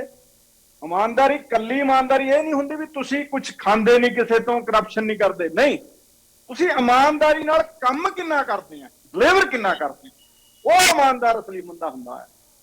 ਜਿਹੜਾ ਕੇਜਰੀਵਾਲ ਹੈ ਉਹ ਇਮਾਨਦਾਰ ਵੀ ਹੈਗਾ ਤੇ ਨਾਲ ਕੰਮ ਵੀ ਕਰਦਾ ਇਮਾਨਦਾਰੀ ਨਾਲ। ਇਕਬਾਲ ਸਿੰਘ ਜੀ ਇੱਕ ਸਵਾਲ ਉਹ ਨਾਲ ਇਹ ਵੀ ਖੜਾ ਕਰ ਰਹੇ ਨੇ ਕਿਉਂਕਿ ਚੋਣਾਂ ਦੇ ਲਾਗੇ ਜਿਹੜਾ ਉਹ ਇਹ ਸਰਗਰਮੀ ਦਿਖਾਈ ਜਾ ਰਹੀ ਹੈ। ਅਗਰ ਦਿੱਲੀ ਦਾ ਮਾਡਲ ਇੰਨਾ ਅੱਛਾ ਹੈਗਾ, ਸਿੱਖਿਆ ਮਾਡਲ ਦੀ ਗੱਲ ਕਰ ਰਹੇ ਨੇ ਅਰਵਿੰਦ ਕੇਜਰੀਵਾਲ ਜਾਂ ਮਨੀਸ਼ ਸਿਸੋਦੀਆ, ਤਾਂ ਉਹ ਬਾਕੀ ਸੂਬਿਆਂ ਦੇ ਵਿੱਚ ਬਾਕੀ ਸੂਬੇ ਕਿਉਂ ਨਹੀਂ ਉਸ ਮਾਡਲ ਨੂੰ ਅਪਣਾ ਲੈਂਦੇ? ਉਹ ਇਹ ਜ਼ਿਕਰ ਕਰ ਰਹੇ ਨੇ ਵੀ ਟਾਈਮਿੰਗ ਦਾ ਜ਼ਿਕਰ ਹੋ ਰਿਹਾ ਵੀ ਚੋਣਾਂ ਲਾਗੇ ਨੇ, ਇਸ ਕਰਕੇ ਜਿਹੜਾ ਇਸ ਤਰੀਕੇ ਦੀ ਗੱਲਬਾਤ ਕੀਤੀ ਜਾ ਰਹੀ ਹੈ। ਦੇਖੋ ਲੋਕਾਂ ਨੂੰ ਆਪਾਂ ਕਦੋਂ ਜਾਣੇ, ਲੋਕਾਂ ਕੋਲ ਚੋਣਾਂ 'ਚ ਹੀ ਜਾਂਦੇ ਨਾ, ਚੋਣਾਂ 'ਚ ਹੀ ਇਹ ਮੁੱਦੇ ਉੱਠਦੇ ਹੈਗੇ, ਅਦਰਵਾਈਜ਼ ਕੌਣ ਪੁੱਛਦਾ ਹੈਗਾ? ਜਦੋਂ ਵੋਟ ਪਾਉਣੀ ਹੈ ਉਦੋਂ ਮੁੱਦਿਆਂ ਤੇ ਵੋਟ ਪੈਣੀ ਚਾਹੀਦੀ ਕਿ ਨਹੀਂ ਪੈਣੀ ਚਾਹੀਦੀ, ਤੁਸੀਂ ਆਪ ਦੱਸੋ। ਅਸੀਂ ਮਤਲਬ ਮੁੱਦੇ ਤਾਂ ਵਧੀਆ ਖੜੇ ਕੀਤੇ ਨਾ, ਮੈਨੂੰ ਇਹ ਦੱਸੋ ਕੋਈ ਭੰਡੀ ਪ੍ਰਚਾਰ ਤਾਂ ਨਹੀਂ ਕਰਿਆ ਸੀ। ਅਸੀਂ ਕਹਿੰਦੇ ਵੀ ਸਾਡਾ ਮੁਕਾਬਲਾ ਤਾਂ ਕਰੋ ਨਾ ਯਾਰ, ਜੇ ਤੁਸੀਂ ਚੰਗੇ ਆ ਤਾਂ ਅਸੀਂ ਤਾਂ ਲੋਕਾਂ ਨੂੰ ਕਹਿੰਦੇ ਜੇ ਕਾਂਗਰਸ ਨੇ ਵਧੀਆ ਕੰਮ ਕੀਤਾ ਕਾਂਗਰਸ ਨੂੰ ਵੋਟਾਂ ਪਾ ਦਿਓ, ਅਸੀਂ ਕਿਹੜਾ ਕਹਿੰਦੇ ਵੀ ਸਾਨੂੰ ਪਾ ਦਿਓ, ਪਰ ਸਾਡੇ ਮੁਕਾਬਲੇ ਤਾਂ ਖੜੇ ਹੋ ਕੇ ਦਿਖਾਓ ਨਾ। ਜੇ ਸਾਡੇ ਮੁਕਾਬਲੇ ਤੁਸੀਂ ਵਧੀਆ ਕੰਮ ਕੀਤਾ ਤਾਂ ਅਸੀਂ ਕਹੂੰਗੇ ਲੋਕਾਂ ਨੂੰ। ਠੀਕ ਹੈ, ਤੁਸੀਂ ਕਹਿ ਰਹੇ ਹੋ ਵੀ ਦਿੱਲੀ ਦਾ ਮਾਡਲ, ਸਿੱਖਿਆ ਮਾਡਲ ਵਧੀਆ। ਆਪਾਂ ਜਵਾਬ ਲੈ ਲੈਂਦੇ ਹਾਂ। ਕਾਂਗਰਸ ਦੇ ਬੁਲਾਰੇ ਸੌਰਵ ਖੁੱਲਰ ਜੁੜੇ ਹੋਏ ਨੇ। ਖੁੱਲਰ ਸਾਹਿਬ, ਉਹ ਕਹਿ ਰਹੇ ਨੇ ਕਿ ਸਾਡਾ ਮਾਡਲ ਬਹੁਤ ਅੱਛਾ ਹੈਗਾ, ਇਸ ਕਰਕੇ ਅਸੀਂ ਉਸ ਚੀਜ਼ ਦਾ ਪ੍ਰਚਾਰ ਕਰ ਰਹੇ ਹਾਂ। ਅਗਰ ਤੁਹਾਨੂੰ ਲੱਗਦਾ ਕਿ ਉਹਨਾਂ ਦੇ ਮਾਡਲ 'ਚ ਕੋਈ ਖਾਮੀ ਹੈਗੀ ਆ, ਜਿੱਦਾਂ ਸਿਸੋਦੀਆ ਸਾਹਿਬ ਪੰਜਾਬ 'ਚ ਆ ਕੇ ਉਹਨਾਂ ਨੇ ਸਕੂਲ ਦਿਖਾਏ ਨੇ, ਤਾਂ ਤੁਸੀਂ ਵੀ ਦਿੱਲੀ ਜਾ ਕੇ ਉਹਨਾਂ ਦੇ ਸਕੂਲ ਦਿਖਾ ਦਿਓ ਨਾ, ਕੰਪੀਟੀਸ਼ਨ ਦੀ ਅਗਰ ਉਹ ਗੱਲ ਕਰ ਰਹੇ ਨੇ ਤਾਂ। ਸਤਿ ਸ਼੍ਰੀ ਅਕਾਲ ਜੀ। ਮੈਂ ਪਹਿਲਾਂ ਵੀ ਕਹਿ ਚੁੱਕਾ ਹਾਂ ਕਿ 2400 ਸਕੂਲ ਵਰਸਸ 19,138 ਸਕੂਲ ਬਹੁਤ ਫਰਕ ਆ। ਇਹਨਾਂ ਨੇ ਮੈਨੂੰ ਆਹ ਨਹੀਂ ਪੱਲੇ ਪੈਂਦਾ ਕੰਪੈਰੀਜ਼ਨ ਕਿੱਥੋਂ ਕਰੀ ਜਾਂਦੇ ਆ, ਫਿਗਰਸ ਹਜ਼ਾਰਾਂ ਤੇ 100 ਚ ਬਹੁਤ ਫਰਕ ਹੁੰਦਾ। ਦੂਜੀ ਗੱਲ, ਜਿੱਥੇ ਆ ਗਏ ਆ ਉਸ ਏਰੀਆ ਚ 2 ਸਕੂਲ ਆ, ਇੱਕ ਸਕੂਲ ਸੀਗਾ ਅੰਡਰ ਰੈਨੋਵੇਸ਼ਨ, ਇੱਕ ਸਕੂਲ ਪ੍ਰੋਪਰ ਸਹੀ ਸੀਗਾ ਜਿਹਦੇ ਵਿੱਚ ਜਿਹੜਾ ਸਮਾਰਟ ਸਕੂਲ ਆ, ਜਿਹਦੇ ਸ਼ੂਟਿੰਗ ਰੇਂਜ ਆ। ਤੇ ਮੈਨੂੰ ਆਹ ਵਾ ਡਬਲ ਸਟੈਂਡਰਡ ਕਿਉਂ ਫੋਲੋ ਕਰ ਰਹੇ ਆ ਮਨੀਸ਼ ਸਿਸੋਦੀਆ ਜੀ, ਉਹ ਡਿਪਟੀ ਸੀਐਮ ਵੀ ਆ, ਐਜੂਕੇਸ਼ਨ ਮਿਨਿਸਟਰ ਵੀ ਆ, ਲੋਕਾਂ ਨੂੰ ਗੁੰਮਰਾਹ ਕਰ ਰਹੇ ਆ। ਆਮ ਆਦਮੀ ਪਾਰਟੀ ਆਪ ਹੀ ਮੰਨ ਗਈ ਆ ਕਿ ਅਸੀਂ ਇਲੈਕਸ਼ਨਾਂ ਕੋਲ ਹੀ ਲੋਕਾਂ ਕੋਲ ਜਾਂਦੇ ਆ ਵੋਟਾਂ ਮੰਗਣ, ਤੇ ਇਹੋ ਜਿਹੇ ਇਸ਼ੂ ਅਸੀਂ ਲੋਕਾਂ 'ਚ ਵੋਟਾਂ ਵੀ ਲੈ ਕੇ ਜਾਵਾਂਗੇ। ਡੈਟ ਮੀਨਸ ਆ ਪੋਲੀਟੀਕਲੀ ਇੰਸਪਾਇਰਡ ਆ ਜੋ ਵੀ ਹੋ ਰਹੀ ਆ, ਇੱਕ ਕਨਸਪੀਰੇਸੀ ਹੋ ਰਹੀ ਆ ਪੰਜਾਬ ਦੇ ਖਿਲਾਫ। ਹੁਣ ਦਿੱਲੀ ਦੇ ਬੰਦੇ ਆ ਕੇ ਦੱਸੂਗੇ ਪੰਜਾਬ ਨੂੰ ਕਿ ਪੰਜਾਬ ਨੇ ਸਰਕਾਰ ਕਿੱਦਾਂ ਚਲਾਣੀ ਆ, ਬੱਚਿਆਂ ਨੂੰ ਕਿੱਦਾਂ ਪੜ੍ਹਾਉਣਾ ਵਾ। ਐਂਡ ਮੋਰ ਓਵਰ ਸਾਰਾ ਜੱਗ ਜਾਣਦਾ, ਪੂਰਾ ਹਿੰਦੁਸਤਾਨ ਜਾਣਦਾ ਜਿਹੜੀ ਆਮ ਆਦਮੀ ਪਾਰਟੀ ਆ ਉਹ ਬੀਜੇਪੀ ਦੀ ਬੀ ਟੀਮ ਆ ਦਿੱਲੀ ਵਿੱਚ। ਨਹੀਂ ਤਾਂ 2 ਵਾਰ ਨਹੀਂ ਹੁੰਦਾ ਕਿ ਸਾਰੇ ਐਮਪੀ ਬੀਜੇਪੀ ਦੇ ਆਣ ਤੇ ਐਮਐਲਏ ਇਹਨਾਂ ਦੇ ਬਣਨ, ਤੇ ਜਿੰਨੀਆਂ ਉੱਥੇ ਨਗਰ ਕੌਂਸਲਾਂ, ਨਗਰ ਕਾਰਪੋਰੇਸ਼ਨ ਸਾਰੇ ਬੀਜੇਪੀ ਦੀਆਂ ਵਾ। ਮੋਰ ਓਵਰ ਜਿਹੜੀ ਇੱਕ ਪਰਫਾਰਮੈਂਸ ਗ੍ਰੇਡਿੰਗ ਇੰਡੈਕਸ ਆ ਪੀਜੀਆਈ, ਜਿਹੜੀ ministry of education centre government issue ਕਰਦੀ ਆ, ਉਹਦੇ ਵਿੱਚ ਸਕੋਰ 929 ਆ ਪੰਜਾਬ ਦਾ, ਤੇ ਆਮ ਆਦਮੀ ਪਾਰਟੀ ਦਾ 898 ਆ। ਆਮ ਆਦਮੀ ਪਾਰਟੀ ਦੀਆਂ ਹਜੇ ਨਜ਼ਦੀਕੀਆਂ ਵਾ ਬੀਜੇਪੀ ਨਾਲ, ਤਾਂ ਵੀ ਬੀਜੇਪੀ ਨੇ ਉਹਨਾਂ ਨੂੰ ਫੇਵਰ ਨਹੀਂ ਕੀਤਾ। ਤੇ ਜੋ ਪੰਜਾਬ ਨੇ ਲੋਕਾਂ ਨੂੰ ਦਿਖਾਇਆ ਵਾ, ਕਰੋਨਾ 'ਚ ਹੋਵੇ, ਕੋਵਿਡ 'ਚ ਹੋਵੇ, ਤੁਸੀਂ ਆਹ ਦੇਖੋ ਨਾ, ਸਭ ਤੋਂ ਘੱਟ ਕੱਲੀ ਰੈਂਕਿੰਗ ਨਹੀਂ, ਪਰ ਬੱਚਾ, ਪਰ ਟੀਚਰ ਕਿੰਨੇ ਬੱਚੇ ਪੜ੍ਹਾਏ ਜਾਂਦੇ ਆ ਪੂਰੇ ਹਿੰਦੁਸਤਾਨ 'ਚ ਸਟੇਟਾਂ ਵਾਈਜ਼, ਤੇ ਪੰਜਾਬ 1 ਨੰਬਰ ਤੇ ਆ। ਦਿੱਲੀ ਵਾਂਗੂ ਆਪਣਾ ਭੇਡ ਚਾਲ ਨਹੀਂ ਕਿ ਹਾਂ ਵੀ ਭੇਡ ਬੱਕਰੀਆਂ ਵਾਂਗੂ ਇੱਕ ਕਲਾਸ ਵਿੱਚ ਹੀ ਸੈਂਕੜੇ ਬੱਚੇ ਬਾਹਰ ਤੇ ਇੱਕ ਟੀਚਰ ਮਗਰ। ਇਹਨਾਂ ਨੇ 19,138 ਸਕੂਲ 'ਚ ਸਿਰਫ ਇੱਕ ਸਕੂਲ ਚੁਣਿਆ। ਕਨਸਪੀਰੇਸੀ ਵੀ ਇਹਨਾਂ ਨੇ ਪਹਿਲੋਂ ਲੱਭਿਆ, ਇਹਨਾਂ ਦੀ ਟੀਮਾਂ ਨੇ, ਕਿ ਹਾਂ ਵੀ ਕਿਹੜਾ ਸਕੂਲ ਖਸਤਾ ਹਾਲਤ ਵਿੱਚ ਆ, ਕਿਹੜਾ ਅੰਡਰ ਕੰਸਟਰਕਸ਼ਨ ਆ, ਅੰਡਰ ਰੈਨੋਵੇਸ਼ਨ ਆ, ਤੁਸੀਂ ਉੱਥੇ ਜਾਓ। ਜਦ ਕਿ ਇਹਨਾਂ ਦੇ ਗਵਾਂਢ ਮੱਥੇ ਹੀ ਰੂਪਨਗਰ ਜ਼ਿਲ੍ਹੇ ਵਿੱਚ ਦੂਜਾ ਸਮਾਰਟ ਸਕੂਲ ਸੀਗਾ, ਉੱਥੇ ਕਿਉਂ ਨਹੀਂ ਗਏ? ਮੈਂ ਤੁਹਾਨੂੰ ਫੋਟੋਜ਼ ਸ਼ੇਅਰ ਕਰ ਦਿੰਦਾ ਉਹਦੀਆਂ, ਅਗਰ ਆਪਾਂ ਦੇਖਣਾ ਚਾਹੁੰਦੇ ਆ ਤਾਂ। ਸਾਡੇ ਰਵਨੀਤ ਬਿੱਟੂ ਜੀ ਨੇ ਉਹਦੀਆਂ ਕੀਤੀਆਂ ਹੋਈਆਂ ਵਾ ਫੋਟੋਜ਼ ਸ਼ੇਅਰ ਆਪਣੇ ਅਫੀਸ਼ੀਅਲ ਪੇਜ ਤੇ, ਉੱਥੇ ਕਿਉਂ ਨਹੀਂ ਗਏ ਆਪਣੇ? ਆਹ ਦੇਖੋ ਜੀ, ਆਹ ਫੋਟੋਜ਼ ਆ ਉਸੇ ਜ਼ਿਲ੍ਹੇ 'ਚ ਆ, ਉੱਥੇ ਹੀ ਸਮਾਰਟ ਸਕੂਲ ਆ, ਉੱਥੇ ਕਿਉਂ ਨਹੀਂ ਜਾਂਦੇ ਆ? ਆ ਡਬਲ ਸਟੈਂਡਰਡਸ ਆ ਇਹਨਾਂ ਦੇ। ਇਹਨਾਂ ਨੂੰ ਪਹਿਲਾਂ ਪਤਾ ਸੀਗਾ ਕਿ ਹਾਂ ਵੀ ਉਹ ਸਕੂਲ ਏਦਾਂ ਦਾ ਵਾ, ਤੇ ਇਹਨਾਂ ਆਹ ਦੇਖੋ ਜੀ, ਆਹ ਹੁੰਦੇ ਆ ਸਮਾਰਟ ਸਕੂਲ। ਨਹੀਂ ਖੁੱਲਰ ਸਾਹਿਬ, ਇਹ ਠੀਕ ਹੈ ਤੁਸੀਂ ਸਮਾਰਟ ਸਕੂਲ ਦਾ ਜ਼ਿਕਰ ਕਰ ਰਹੇ ਹੋ, ਪਰ ਦੂਜੇ ਪਾਸੇ ਜੋ ਸੀਐਮ ਸਾਹਿਬ ਦੀ ਸਿਟੀ ਹੈਗੀ ਆ ਖਰੜ, ਉੱਥੇ ਲਗਾਤਾਰ ਅਧਿਆਪਕ ਟਾਵਰਾਂ ਤੇ ਵੀ ਚੜੇ ਨੇ, ਪ੍ਰਦਰਸ਼ਨ ਵੀ ਕਰ ਰਹੇ ਨੇ। ਉਹ ਤਸਵੀਰ ਕੀ ਹੈ ਫਿਰ? ਭਾਜੀ even you know it's election timing. ਹਰ ਬੰਦੇ ਨੂੰ ਸਭ ਤੋਂ ਵਧੀਆ ਮੌਕਾ ਆਹ ਲੱਗਦਾ ਵਾ ਕਿ ਆਪਾਂ ਆਪਣੀਆਂ ਮੰਗਾਂ ਮਨਾ ਸਕੀਏ ਸਰਕਾਰ ਕੋ। ਸਰਕਾਰ ਜਲਦੀ ਝੁਕ ਜਾਂਦੀ ਆ ਬਿਕੋਜ਼ ਆਪਾਂ ਐਵਰੀਬਾਡੀ ਨੋਜ਼ ਕਿ ਇਲੈਕਸ਼ਨ ਟਾਈਮਿੰਗ ਆ। ਅਸੀਂ ਲੋਕਾਂ ਨੂੰ ਨਾਰਾਜ਼ ਨਹੀਂ ਕਰਨਾ, ਜੋ ਲੋਕੀ ਵੀ ਇਹਦੇ ਵਿੱਚ, ਚਲੋ ਆਪਾਂ ਲੋਕਾਂ ਨੂੰ ਗਲਤ ਨਹੀਂ ਮੰਨਦੇ, ਪਰ ਨੰਬਰ ਆਫ ਟੀਚਰਸ ਬਹੁਤ ਜ਼ਿਆਦਾ ਵਾ। ਹੁਣ ਟੀਚਰਸ ਨਵੇਂ ਭਰਤੀ ਕਰਨੇ ਆ, ਜੋ ਵੀ ਬਣ ਪਾ ਰਿਹਾ ਵਾ ਪੰਜਾਬ ਦੀ ਸਰਕਾਰ ਟੀਚਰਸ ਲਈ ਕਰ ਰਹੀ ਆ। ਟੀਚਰਸ ਲਈ ਬਹੁਤ ਸੰਵੇਦਨਸ਼ੀਲਤਾ ਨਾਲ ਪ੍ਰਗਟ ਸਿੰਘ ਜੀ ਲੱਗੇ ਹੋਏ ਆ, ਤੇ ਆਪਾਂ ਪ੍ਰਗਟ ਸਿੰਘ ਜੀ ਦੇ ਜਿਹੜੀ ਡੈਡੀਕੇਸ਼ਨ ਆ ਉੱਤੇ ਡਾਊਟ ਨਹੀਂ ਕਰ ਸਕਦੇ। ਮਨੀਸ਼ ਸਿਸੋਦੀਆ, ਹੁਣ ਤੁਸੀਂ ਮੈਨੂੰ ਆਹ ਨਹੀਂ ਪੱਲੇ ਪੈ ਰਿਹਾ ਕਿ ਸੀਐਮ ਤੇ ਡਿਪਟੀ ਸੀਐਮ ਦਿੱਲੀ ਦਾ ਇੰਨਾ ਕੁ ਵਿਹਲਾ ਵਾ, ਮਤਲਬ ਦਿੱਲੀ ਉਹਨਾਂ ਨੇ ਲਵਾਰਿਸ ਛੱਡਤੀ ਆ। ਕਦੀ ਸੀਐਮ ਪੰਜਾਬ 'ਚ ਆ ਰਿਹਾ ਵਾ, ਕਦੀ ਡਿਪਟੀ ਸੀਐਮ ਆਪਣਾ ਪੰਜਾਬ 'ਚ ਆ ਰਿਹਾ। ਇਹਨਾਂ ਨੇ ਕਦੀ ਦਿੱਲੀ 'ਚ ਗੌਰ ਕੀਤਾ ਇਹਨਾਂ? ਮੈਂ ਦੁਬਾਰਾ ਫਿਰ ਉਹੀ ਗੱਲ ਦੁਹਰਾ ਰਿਹਾ ਵਾਂ ਜਿਹੜਾ ਮੈਂ ਅੱਗੇ ਵੀ ਕਿੰਨੀ ਵਾਰ ਡਿਬੇਟ ਦੁਹਰਾ ਚੁੱਕਾ ਵਾਂ ਪਿਛਲੀਆਂ ਡਿਬੇਟਾਂ 'ਚ, ਕਿ ਆਮ ਆਦਮੀ ਪਾਰਟੀ ਕੋਲ ਪੰਜਾਬ 'ਚ ਕੋਈ ਲੀਡਰਸ਼ਿਪ ਹੈਗੀ ਨਹੀਂ, ਕਿ ਜਿਹੜਾ ਐਜੂਕੇਸ਼ਨ ਮਿਨਿਸਟਰ ਦਿੱਲੀ ਦਾ ਪੰਜਾਬ ਆ ਰਿਹਾ ਵਾ, ਇਹਨਾਂ ਦੇ ਐਮਐਲਏ ਕਿੱਥੇ ਗਏ? ਜਾਂ ਤਾਂ ਮੰਨ ਲੈਣ ਕਿ ਇਹਨਾਂ ਨੇ, ਮੈਨੂੰ ਤਾਂ ਆਹ ਲੱਗ ਰਿਹਾ ਕਿ ਦਿੱਲੀ ਦੇ ਹੀ ਬੰਦੇ ਇਹਨਾਂ ਨੇ ਪੰਜਾਬ 'ਚ ਆ ਕੇ ਲੜਾਉਗੇ ਐਮਐਲਏ ਸੀਟਾਂ ਤੇ। ਠੀਕ ਹੈ, ਇਹਦਾ ਆਪਾਂ ਜਵਾਬ ਜ਼ਰੂਰ ਲਵਾਂਗੇ ਖੁੱਲਰ ਸਾਹਿਬ। ਭਾਜਪਾ ਦੇ ਆਗੂ ਜੈਬੰਤ ਸਿੰਘ ਜੀ ਜੁੜੇ ਹੋਏ ਨੇ। ਜੈਬੰਤ ਸਿੰਘ ਜੀ, ਦਿੱਲੀ ਵਿੱਚ ਉਹ ਤੋਂ ਆਹ ਲੱਗ ਰਿਹਾ ਕਿ ਉਹ ਸੀਐਮ ਬਣਨ ਦਾ ਬਹੁਤ ਭੁੱਖਾ ਵਾ ਪੰਜਾਬ ਦੇ ਵਿੱਚ, ਤੇ ਉਹਨੇ ਤਾਂ ਹੀ ਸੀਐਮ ਅਨਾਉਂਸ ਨਹੀਂ ਕਰ ਰਿਹਾ ਪੰਜਾਬ 'ਚ ਅਜੇ ਤੱਕ, ਮਨੀਸ਼ ਸਿਸੋਦੀਆ ਸਾਰੇ ਜਿਹੜੇ ਇਹਨਾਂ ਦੀ ਆਪਣੀ ਟੀਮ ਆ ਪੰਜਾਬ ਦੀ, ਜਿੰਨੇ ਐਮਐਲਏ ਆ, ਭਾਵੇਂ ਭਗਵੰਤ ਮਾਨ ਆ, ਤੁਸੀਂ ਕੱਲ ਦੇਖਿਆ ਹੋਣਾ ਲਾਈਵ ਇੰਟਰਵਿਊ 'ਚ ਹਰਪਾਲ ਚੀਮਾ ਨੂੰ ਤੁਹਾਡੇ ਕਿਸੇ ਪ੍ਰੈਸ ਦੇ ਸਾਥੀ ਨੇ ਪੁੱਛਿਆ ਸੀਗਾ ਕਿ ਹਾਂਜੀ ਜੀ ਭਗਵੰਤ ਮਾਨ ਨੂੰ ਤੁਸੀਂ ਅਨਾਉਂਸ ਕਰਤਾ ਵਾ ਜਾਂ ਅਨਾਉਂਸ ਕਰਨ ਜਾ ਰਹੇ ਹੋ, ਉਹ ਭੜਕ ਗਏ ਸੀ ਇਸ ਗੱਲ ਤੇ। ਠੀਕ ਹੈ ਖੁੱਲਰ ਸਾਹਿਬ, ਉਹ ਇੱਕ ਵੱਖਰਾ ਵਿਸ਼ਾ ਹੈਗਾ, ਉਸ ਦੇ ਉੱਪਰ ਜ਼ਰੂਰ ਚਰਚਾ ਕਰਾਂਗੇ। ਫਿਲਹਾਲ ਆਪਾਂ ਅੱਜ ਐਜੂਕੇਸ਼ਨ ਦੇ ਮਸਲੇ ਦੇ ਉੱਪਰ ਗੱਲਬਾਤ ਕਰ ਰਹੇ ਹਾਂ। ਜੈਵੰਤ ਸਿੰਘ ਜੀ, ਜਿਹੜੇ ਅੰਕੜਿਆਂ ਦੀ ਗੱਲ ਕਰ ਰਹੇ ਆ, ਪਰਫਾਰਮੈਂਸ ਗ੍ਰੇਡਿੰਗ ਇੰਡੈਕਸ ਜੋ ਕਿ ਕੇਂਦਰ ਸਰਕਾਰ ਵੱਲੋਂ ਜਾਰੀ ਹੁੰਦਾ, ਉਸ ਦੇ ਵਿੱਚ ਪੰਜਾਬ ਨੰਬਰ 1 ਹੈਗਾ, ਤਾਂ ਉਹ ਜੋ ਆਮ ਆਦਮੀ ਪਾਰਟੀ ਦੇ ਬੁਲਾਰੇ ਕਹਿ ਰਹੇ ਨੇ ਕਿ ਉਹ ਅੰਕੜੇ ਇੱਕ ਪਾਸੇ ਨੇ, ਪਰ ਜਿਹੜੀ ਜ਼ਮੀਨੀ ਹਕੀਕਤ ਕੁਝ ਹੋਰ ਹੈ। ਤੁਸੀਂ ਇਸ ਨਾਲ ਸਹਿਮਤ ਹੋ? ਉਹ ਮਤਲਬ ਤੁਹਾਡੇ ਅੰਕੜਿਆਂ ਨੂੰ ਵੀ ਚੈਲੰਜ ਕਰ ਰਹੇ ਨੇ। ਹਾਂਜੀ ਕੁਲਦੀਪ ਜੀ, ਦੇਖੋ ਅੱਜ ਦੀ ਡਿਬੇਟ ਬਹੁਤ ਮਹੱਤਵਪੂਰਨ ਡਿਬੇਟ ਹੈ। ਇਹਦੇ 'ਚ ਮੈਂ ਕੋਈ ਪੋਲੀਟੀਕਲ ਤਰੀਕੇ ਦੇ ਨਾਲ ਨਹੀਂ ਕਰਨਾ ਚਾਹੁੰਦਾ, ਮੈਂ ਐਜੂਕੇਸ਼ਨ ਦੇ ਬਾਰੇ ਕੋਈ ਗੱਲ ਕਰਨੀ ਚਾਹੁੰਦਾ। ਦੇਖੋ ਇਹ ਆਪਾਂ ਜਿਹੜੇ ਇੱਥੇ ਲੜ ਰਹੇ ਆ ਨਾ, ਇਹ ਉਹ ਜਿੱਦਾਂ ਕਿਹਾ ਸੀਗਾ ਆਪ ਵਾਲੇ ਨੇ, ਅੰਧੋ ਮੇਂ ਕਾਨਾ ਰਾਜਾ, ਨਾ ਦਿੱਲੀ ਦਾ ਐਜੂਕੇਸ਼ਨ ਪ੍ਰਾਇਮਰੀ ਸੈਕੰਡਰੀ ਐਜੂਕੇਸ਼ਨ ਕੰਮਦਾ ਹੈ ਤੇ ਨਾ ਹੀ ਪੰਜਾਬ ਦਾ ਕੰਮਦਾ ਹੈ। ਅਗਰ ਤੁਸੀਂ ਅੱਛਾ ਐਜੂਕੇਸ਼ਨ ਸਟੈਂਡਰਡ ਦੇਖਣਾ ਤੇ ਸਾਊਥ ਦੇ ਵੱਲ ਜਾਓ ਤੇ ਉਹਨਾਂ ਦੇ ਨਾਲ ਜਾ ਕੇ ਕੰਪੇਅਰ ਕਰੋ। ਹੁਣ ਮੈਂ ਜਦੋਂ ਮੈਨੂੰ ਅੱਜ ਬੁਲਾਇਆ ਗਿਆ ਸੀਗਾ ਤੇ ਮੈਂ ਫੋਨ ਕੀਤਾ ਉੱਥੇ ਕਈ ਲੋਕਾਂ ਨੂੰ ਜਿਨ੍ਹਾਂ ਦੇ ਬੱਚੇ ਗਵਰਨਮੈਂਟ ਸਕੂਲ 'ਚ ਪੜ੍ਹ ਰਹੇ ਨੇ ਦਿੱਲੀ ਦੇ ਵਿੱਚ, ਤੇ ਉਹ ਜਿਹੜੀਆਂ ਪ੍ਰੋਬਲਮਸ ਨੇ ਉਹ ਪ੍ਰੋਬਲਮ ਪੰਜਾਬ ਦੇ ਵਿੱਚ ਵੀ ਹੈਗੀਆਂ ਨੇ। ਉਹ ਕਹਿੰਦੇ ਕਿ ਉੱਥੇ ਪਹਿਲੀ ਗੱਲ ਤੇ ਸੈਲਰੀ ਦੀ ਬਹੁਤ ਪ੍ਰੋਬਲਮ ਹੈ। ਫਿਰ ਜਿਹੜੇ ਐਮਸੀਡੀ ਦੇ ਉੱਥੇ ਸਕੂਲ ਨੇ ਉਹ ਕੇਜਰੀਵਾਲ ਸਾਹਿਬ ਫੜ ਕੇ ਤੇ ਕਹਿ ਦਿੰਦੇ ਨੇ ਕਿ ਇਹ ਤੇ ਮਿਊਨਿਸਪਲ ਕਾਰਪੋਰੇਸ਼ਨ ਦੇ ਹਿੱਸੇ ਆਉਂਦੇ ਨੇ, ਪਰ ਉਹਨਾਂ ਦੀ ਫੰਡਿੰਗ ਹੈਗੀ ਆ ਉਹ ਗਵਰਨਮੈਂਟ ਨੂੰ ਕਰਨੀ ਹੁੰਦੀ ਹੈ, ਦਿੱਲੀ ਗਵਰਨਮੈਂਟ ਉਹਦੇ ਵਾਸਤੇ ਪੈਸੇ ਨਹੀਂ ਰਿਲੀਜ਼ ਕਰਦੀ ਹੈ। ਫਿਰ ਉੱਥੇ ਜਿੰਨੀਆਂ ਟੀਚਰਸ ਨੇ, ਜਦੋਂ ਦਾ ਕਰੋਨਾ ਹੋਇਆ ਅੱਧੀਆਂ ਟੀਚਰਸ ਤੇ ਉੱਥੇ ਸਰਵੇ ਕਰਦੀਆਂ ਰਹਿੰਦੀਆਂ ਨੇ, ਕੋਈ ਕਰੋਨਾ ਦੀ ਸਰਵੇ ਕਰ ਲਈ, ਕੋਈ ਕਿਸੇ ਹੋਰ ਚੀਜ਼ ਦੀ ਸਰਵੇ ਕਰ ਲਈ। ਉਹਨਾਂ ਕੋਲ ਟਾਈਮ ਕਿੱਥੇ ਹੈ ਇਹਨਾਂ ਨੂੰ ਬੱਚਿਆਂ ਨੂੰ ਪੜ੍ਹਾਉਣ ਦੇ ਵਾਸਤੇ? ਬਾਹਰੋਂ ਚਮਕਾ ਕੇ ਤੇ ਸਕੂਲ ਚੰਗੇ ਨਹੀਂ ਹੁੰਦੇ।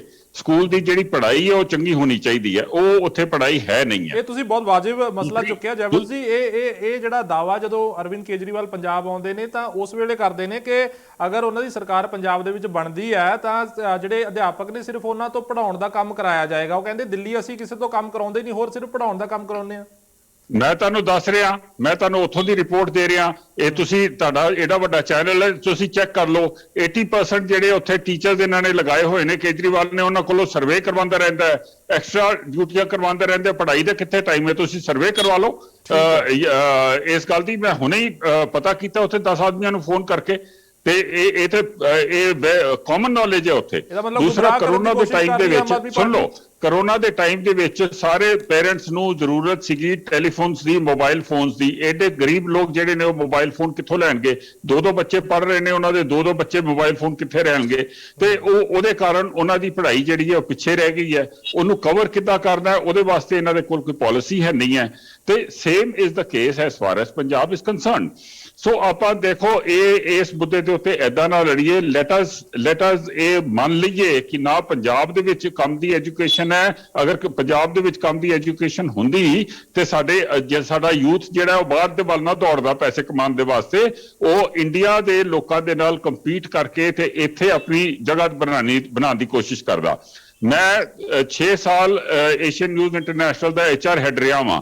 ਉੱਥੇ ਜਰਨਲਿਜ਼ਮ ਦੇ ਵਿੱਚ ਕੋਈ ਵੀ ਐਸਾ ਬੱਚਾ ਨਹੀਂ ਸੀ ਆਂਦਾ ਜੋ ਕਿ ਦੂਸਰੇ ਬੱਚਿਆਂ ਦੇ ਨਾਲ, ਨੈਸ਼ਨਲ ਲੈਵਲ ਦੇ ਬੱਚਿਆਂ ਦੇ ਨਾਲ ਕੰਪੀਟ ਕਰ ਸਕੇ। ਅਗਰ ਤੁਹਾਡੀ ਬੇਸਿਕ ਐਜੂਕੇਸ਼ਨ ਹੀ ਕਮਜ਼ੋਰ ਹੈ, ਉਹਦੇ ਬਾਅਦ ਤੁਸੀਂ ਕੀ ਕਰੋਗੇ? ਤੁਸੀਂ ਪੰਜਾਬ ਦੀ ਗੱਲ ਕਰ ਰਹੇ ਹੋ। ਕੁਲਦੀਪ ਜੀ, ਮੈਂ ਅੱਜ ਬਿਲਕੁਲ ਸਿਆਸਤ ਦੇ ਵੱਲ ਨਹੀਂ ਜਾਣਾ ਚਾਹੁੰਦਾ। ਮੈਂ ਸਿਰਫ ਇੰਨਾ ਕਹਿਣਾ ਚਾਹੁੰਦਾ ਕਿ ਪੂਰੇ ਨਾਰਥ ਇੰਡੀਆ, ਸਪੈਸ਼ਲੀ ਦਿੱਲੀ ਤੇ ਪੰਜਾਬ ਦੇ ਵਿੱਚ ਜਿਹੜਾ ਐਜੂਕੇਸ਼ਨ ਸਟੈਂਡਰਡ ਹੈ ਉਹ ਬਹੁਤ ਜ਼ਿਆਦਾ ਪੂਅਰ ਹੈ। ਤੇ ਇਹਨਾਂ ਲੋਕਾਂ ਨੂੰ ਇਸ ਤਰੀਕੇ ਨਾਲ ਇਹਦਾ ਘੱਟ ਤੋਂ ਘੱਟ ਚੁੱਪ ਰਹਿਣ, ਕਿਉਂਕਿ ਇਹਨਾਂ ਨੂੰ ਪਤਾ ਹੈ ਕਿ ਇਹਨਾਂ ਨੇ ਕੁਝ ਕੀਤਾ ਨਹੀਂ ਹੈ ਤੇ ਅੱਗੇ ਦੇ ਵਾਸਤੇ ਸਾਨੂੰ ਇਹਦੇ ਬਾਰੇ ਕੁਝ ਸੋਚਣਾ ਚਾਹੀਦਾ। ਮੈਂ ਤੇ ਐਡਾ ਹੀ ਕਹਿਣਾ ਚਾਹੁੰਦਾ। ਠੀਕ ਹੈ ਕ੍ਰਿਸ਼ਨਪਾਲ ਜੀ, ਤੁਸੀਂ ਕੀ ਕਹਿਣਾ ਚਾਹੋਗੇ ਕਿ ਜੋ ਮਨੀਸ਼ ਸਿਸੋਦੀਆ ਔਰ ਅਰਵਿੰਦ ਕੇਜਰੀਵਾਲ ਲਗਾਤਾਰ ਇਸ ਮਸਲੇ ਨੂੰ ਚੱਕ ਰਹੇ ਨੇ ਔਰ ਪੰਜਾਬ ਦੇ ਵਿੱਚ ਦੌਰੇ ਕਰ ਰਹੇ ਨੇ, ਸਕੂਲਾਂ ਦੀ ਜਿਹੜਾ ਉਹ ਵੀਡੀਓਗ੍ਰਾਫੀ ਕਰਕੇ ਜ਼ਾਹਿਰ ਕੀਤੀ ਜਾ ਰਹੀ ਹੈ ਕਿ ਸਕੂਲਾਂ ਦੇ ਹਾਲਾਤ ਬਹੁਤ ਮਾੜੇ ਨੇ? ਬਲਦੀਪ ਜੀ, ਅਸਲ ਜਿਹੜਾ ਜੈਵੰਤ ਜੀ ਨੇ ਜਿਹੜੀ ਗੱਲ ਕਹੀ ਹੈ, ਚਾਹੀਦਾ ਤਾਂ ਉਹੀ ਹੈ ਵੀ ਐਜੂਕੇਸ਼ਨ ਔਰ ਹੈਲਥ ਨੂੰ ਜੇ ਸਿਆਸਤ ਤੋਂ ਪਾਸੇ ਰੱਖ ਕੇ ਕਰ ਲਈਏ ਤਾਂ ਮੈਂ ਸਮਝਦਾ ਵੀ ਇਹਦੇ ਸੁਧਾਰ ਹੋ ਸਕਦਾ, ਲੋਕ ਭਲਾਈ ਹੋ ਸਕਦੀ ਹੈ। ਪਰੰਤੂ ਦੁੱਖ ਇਸ ਗੱਲ ਦਾ ਕਿ ਅੱਜ ਆંકੜਿਆਂ ਦੀ ਖੇਡ ਕਰ ਰਚ ਕੇ ਇੱਕ ਦੂਸਰੇ ਨੂੰ ਨੀਵਾਂ ਦਿਖਾਣ ਕੇ ਅਸਲ ਮੁੱਦੇ ਤੋਂ ਇਹਨੂੰ ਉਹੀ ਵੋਟਾਂ ਵਾਲਾ ਹਥਿਆਰ ਵਰਤਣ ਦੀ ਕੋਸ਼ਿਸ਼ ਕੀਤੀ ਜਾ ਰਹੀ ਹੈ। ਜਿਹੜਾ 1 ਨੰਬਰ ਦੀ ਗੱਲ ਕੀਤੀ ਹੈ, 1 ਨੰਬਰ ਦੀ ਗੱਲ ਤਾਂ ਮੈਂ ਤੁਹਾਨੂੰ ਦੱਸਣਾ ਚਾਹੁੰਦਾ ਕਿ ਕੱਲ ਹੀ ਆਪਣੇ ਸੀਐਮ ਸਾਹਿਬ ਦੇ ਹਲਕੇ 'ਚ 3 ਘੰਟੇ ਲਗਾਤਾਰ ਸੜਕਾਂ ਜਾਮ ਰਹੀਆਂ ਸਾਰੀਆਂ, ਉਹ ਸਿਰਫ ਟੀਚਰਸ ਨੇ ਕੀਤੀਆਂ ਸੀ। ਖਰੜ ਰਾਤ ਨੂੰ 12 ਵਜੇ ਤੱਕ ਜਾਮ ਲੱਗਾ ਰਿਹਾ ਹੈ, ਉਹ ਵੀ ਟੀਚਰਸ ਨੇ ਕੀਤਾ ਸੀ। ਤੇ ਅਧਿਆਪਕ ਜਿਹੜੇ ਸੜਕਾਂ ਤੇ ਹੈ ਕਿੰਨਾ ਕੁ ਵਧੀਆ ਪੜ੍ਹਾ ਰਹੇ ਹੋਣੇ, ਕੀ ਉਹਨਾਂ ਦੀ ਮਨੋਸਥਿਤੀ ਹੋਣੀ, ਕੀ ਉਹ ਬੱਚਿਆਂ ਨੂੰ ਪੜ੍ਹਾਉਂਦੇ ਹੋਣੇ, ਕੀ ਉਹ ਐਜੂਕੇਸ਼ਨ ਦਿੰਦੇ ਹੋਣੇ, ਇਸ ਤੋਂ ਸਹਿਜੇ ਅੰਦਾਜ਼ਾ ਲਾਇਆ ਜਾ ਸਕਦਾ ਵੀ ਐਜੂਕੇਸ਼ਨ ਦੇ ਮਾਮਲੇ 'ਚ ਅਸੀਂ ਕਿੱਥੇ ਖੜੇ ਆ। ਜਿੱਥੇ ਐਜੂਕੇਸ਼ਨ ਦੇਣ ਵਾਲਾ, ਐਜੂਕੇਸ਼ਨ ਪ੍ਰੋਵਾਈਡਰ ਆਪਣੇ ਹੱਕਾਂ ਲਈ ਆਪਣੀ ਨਿਗੂਣੀ ਤਨਖਾਹ ਲੈਣ ਵਾਸਤੇ ਸੜਕਾਂ ਤੇ ਰੁਲ ਰਿਹਾ ਹੋਵੇ, ਜਿਹਨੂੰ ਆਪਣੇ ਹੱਕਾਂ ਵਾਸਤੇ ਸੜਕਾਂ ਤੇ ਰੁਲਣਾ ਪਏ, ਜਿਹਨੂੰ ਹਾਈ ਕੋਰਟ ਦੇ ਫੈਸਲਿਆਂ ਤੋਂ ਬਾਅਦ ਵੀ ਹਾਈ ਕੋਰਟ ਦੇ ਫੈਸਲੇ ਇੰਪਲੀਮੈਂਟ ਕਰਾਉਣ ਵਾਸਤੇ ਸੜਕਾਂ ਤੇ ਨਾਅਰੇ ਲਾਣੇ ਪੈਣ, ਸੜਕਾਂ ਤੇ ਧਰਨੇ ਲਾਣੇ ਪੈਣ। ਇੱਕ ਅਧਿਆਪਕ ਸੋਹਣ ਸਿੰਘ ਹੈ, ਉਹ ਐਮਐਲਏ ਫਲੈਟ ਦੇ ਸਾਹਮਣੇ ਟਾਵਰ ਤੇ ਪਰਸੋਂ ਦਾ ਚੜਿਆ ਹੋਇਆ, ਔਰ ਉੱਪਰੋਂ ਉਹਦੀ ਫੈਮਿਲੀ ਹੈ, ਉਹਦੇ ਲੋਕ ਜਿਹੜੇ ਉੱਥੇ ਟੀਚਰਸ ਨੂੰ ਮਿਲਣ ਗਏ, ਉਹਨਾਂ ਤੇ ਲਾਠੀ ਚਾਰਜ ਹੋ ਰਿਹਾ, ਉਹਨਾਂ ਨੂੰ ਫੜ ਕੇ ਅੰਦਰ ਦਿੱਤਾ ਜਾ ਰਿਹਾ। ਇਹ ਸਾਡੇ ਐਜੂਕੇਸ਼ਨ ਸਿਸਟਮ ਦਾ ਹਾਲ ਹੈ। ਜਿਹੜੀ ਸਮਾਰਟ ਸਕੂਲਾਂ ਦੀ ਮੇਰੇ ਵੀਰ ਨੇ ਗੱਲ ਕੀਤੀ ਹੈ, ਖੁੱਲਰ ਸਾਹਿਬ ਨੇ, ਖੁੱਲਰ ਸਾਹਿਬ ਬਾਹਰੋਂ ਪੇਂਟ ਕਰਕੇ ਸਕੂਲ ਸਮਾਰਟ ਨਹੀਂ ਬਣਨੇ। ਸਕੂਲਾਂ ਨੂੰ ਐਜੂਕੇਸ਼ਨ ਪੱਧਰ ਨੂੰ ਜਦ ਤੱਕ ਅਸੀਂ ਨਹੀਂ ਸੁਧਾਰਾਂਗੇ, ਅੱਜ ਜਿਹੜੀ ਬਾਹਰ ਨੂੰ ਲੋਕ ਜਾ ਰਹੇ ਆ, ਜਿਹੜੇ ਬਾਹਰ ਨੂੰ ਬੱਚੇ ਜਾ ਰਹੇ ਆ, ਤੁਸੀਂ ਆਈਲੈਟਸ ਤੇ ਅੰਦਾਜ਼ਾ ਲਾ ਲਓ ਵੀ ਕਿੰਨੇ ਬੱਚੇ ਹਰ ਰੋਜ਼ ਬਾਹਰ ਜਹਾਜ਼ ਭਰ ਕੇ ਜਾ ਰਹੇ ਆ। ਇਹ ਸਾਡੀ ਕਮਜ਼ੋਰੀ ਹੈ, ਸਾਨੂੰ ਮੰਨ ਲੈਣਾ ਚਾਹੀਦਾ। ਜਦ ਤੱਕ ਅਸੀਂ ਕਮਜ਼ੋਰੀ ਨੂੰ ਨਹੀਂ ਮੰਨਾਂਗੇ, ਕਮਜ਼ੋਰੀ ਨਹੀਂ ਸੁਧਰਨੀ, ਅਸੀਂ ਆਪਣੀ ਗਲਤੀਆਂ ਨੂੰ ਵੀ, ਮੈਂ ਕਹਿੰਦਾ ਵੀ ਜਿਹਦੀ ਵੀ ਗਲਤੀ ਧਿਰ ਦੇ ਜਿੱਥੇ ਵੀ ਕਮੀ ਹੋਵੇ, ਆਪਾਂ ਕਿਉਂ ਨਹੀਂ ਕਹਿੰਦੇ ਵੀ ਆਪਾਂ ਉਹ ਨਾਲ ਬੈਠ ਕੇ ਨੂੰ ਸੁਧਾਰ ਕਰੀਏ ਐਜੂਕੇਸ਼ਨ ਸਿਸਟਮ ਨੂੰ, ਤਾਂ ਕਿ ਅਸੀਂ ਸਿਸਟਮ ਨੂੰ ਸੁਧਾਰੀਏ, ਆਉਣ ਵਾਲੀ ਪੀੜ੍ਹੀਆਂ ਦਾ ਮਾੜਾ ਮੋਟਾ ਸੁਧਾਰ ਹੋ ਜੇ। ਨਹੀਂ ਸਮਾਰਟ ਸਕੂਲ, ਤੁਸੀਂ ਇਸ ਗੱਲ ਨਾਲ ਸਹਿਮਤ ਹੋ ਫਿਰ ਜੋ ਆਮ ਆਦਮੀ ਪਾਰਟੀ ਕਹਿ ਰਹੀ ਹੈ ਕਿ ਵਾਕਈ ਪੰਜਾਬ ਦੇ ਵਿੱਚ ਜਿਹੜਾ ਸਕੂਲ ਸਿੱਖਿਆ ਪੱਧਰ ਹੈਗਾ ਉਹ ਚੰਗਾ ਨਹੀਂ ਹੈਗਾ? ਬਲਦੀਪ ਜੀ, ਮੈਂ ਤਾਂ ਆਮ ਆਦਮੀ ਪਾਰਟੀ ਨੂੰ ਬੇਨਤੀ ਕਰਦਾ ਵੀ ਇਸ ਮਸਲੇ ਤੇ ਸਿਆਸਤ ਨਾ ਕਰੀਏ। ਆਪਾਂ, ਮੈਂ ਜੈਵੰਸ਼ੀ ਦੀ ਗੱਲ ਨਾਲ ਸਹਿਮਤ ਹਾਂ ਬਿਲਕੁਲ। ਇਹਨੂੰ ਹੈਲਥ ਨੂੰ ਔਰ ਐਜੂਕੇਸ਼ਨ ਨੂੰ ਸਿਆਸਤ ਤੋਂ ਪਾਸੇ ਰੱਖ ਲਈਏ। ਇਹਨੂੰ ਐਜੂਕੇਸ਼ਨ ਸਿਸਟਮ ਹੁਣੇ ਪੰਜਾਬ ਦਾ ਵਿਗੜਿਆ, ਹੁਣੇ ਦਿੱਲੀ ਤੋਂ ਆ ਕੇ ਵਿਜ਼ਿਟਸ ਹੋਣੀਆਂ, ਪਹਿਲਾਂ ਨਹੀਂ ਸੀ ਇਹ ਸਿਸਟਮ ਉਰੇ। ਮੁੱਦਾ ਤਾਂ ਵੋਟਾਂ ਦਾ। ਦੇਖੋ, ਜਿਹੜੇ ਸਮਾਰਟ ਸਕੂਲਾਂ ਦੀ ਮੇਰੇ ਵੀਰ ਨੇ ਗੱਲ ਕੀਤੀ ਹੈ ਬਲਦੀਪ ਜੀ, ਸਮਾਰਟ ਸਕੂਲ ਤੁਹਾਨੂੰ ਵੀ ਪਤਾ ਹੋਣਾ, ਜਿਹੜੇ ਮੇਰੇ ਨਾਲ ਪੈਨਲਿਸਟ ਹੈ ਸਹਿਮਤ ਹੋਣਗੇ ਕਿ ਸਮਾਰਟ ਸਕੂਲ ਪਿੰਡਾਂ 'ਚ ਪਤਾ ਕਿਸ ਤਰ੍ਹਾਂ ਬਣਾਏ ਗਏ ਸੀ।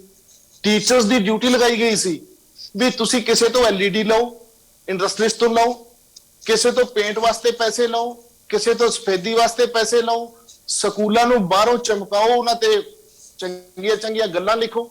ਮੈਂ ਨਹੀਂ ਕਹਿੰਦਾ ਵੀ ਚੰਗੀਆਂ ਗੱਲਾਂ ਨਾ ਲਿਖੋ, ਮੈਂ ਨਹੀਂ ਕਹਿੰਦਾ ਵੀ ਪੇਂਟ ਨਾ ਕਰੋ, ਮੈਂ ਨਹੀਂ ਕਹਿੰਦਾ ਵੀ LED ਨਾ ਲਓ, ਪਰੰਤੂ ਸਰਕਾਰ ਆਪਣੀ ਜ਼ਿੰਮੇਵਾਰੀ ਤੋਂ ਨਾ ਭੱਜੇ। ਸਿੱਖਿਆ ਔਰ ਐਜੂਕੇਸ਼ਨ, ਸਿੱਖਿਆ ਤੇ ਹੈਲਥ, ਦੋ ਚੀਜ਼ਾਂ ਦੇ ਮਾਮਲੇ 'ਚ ਮੈਂ ਸਮਝਦਾ ਵੀ ਬਾਕੀ ਮਾਮਲਿਆਂ ਨਾਲੋਂ ਪ੍ਰਾਇੋਰਟੀ ਮਿਲਣੀ ਚਾਹੀਦੀ ਹੈ।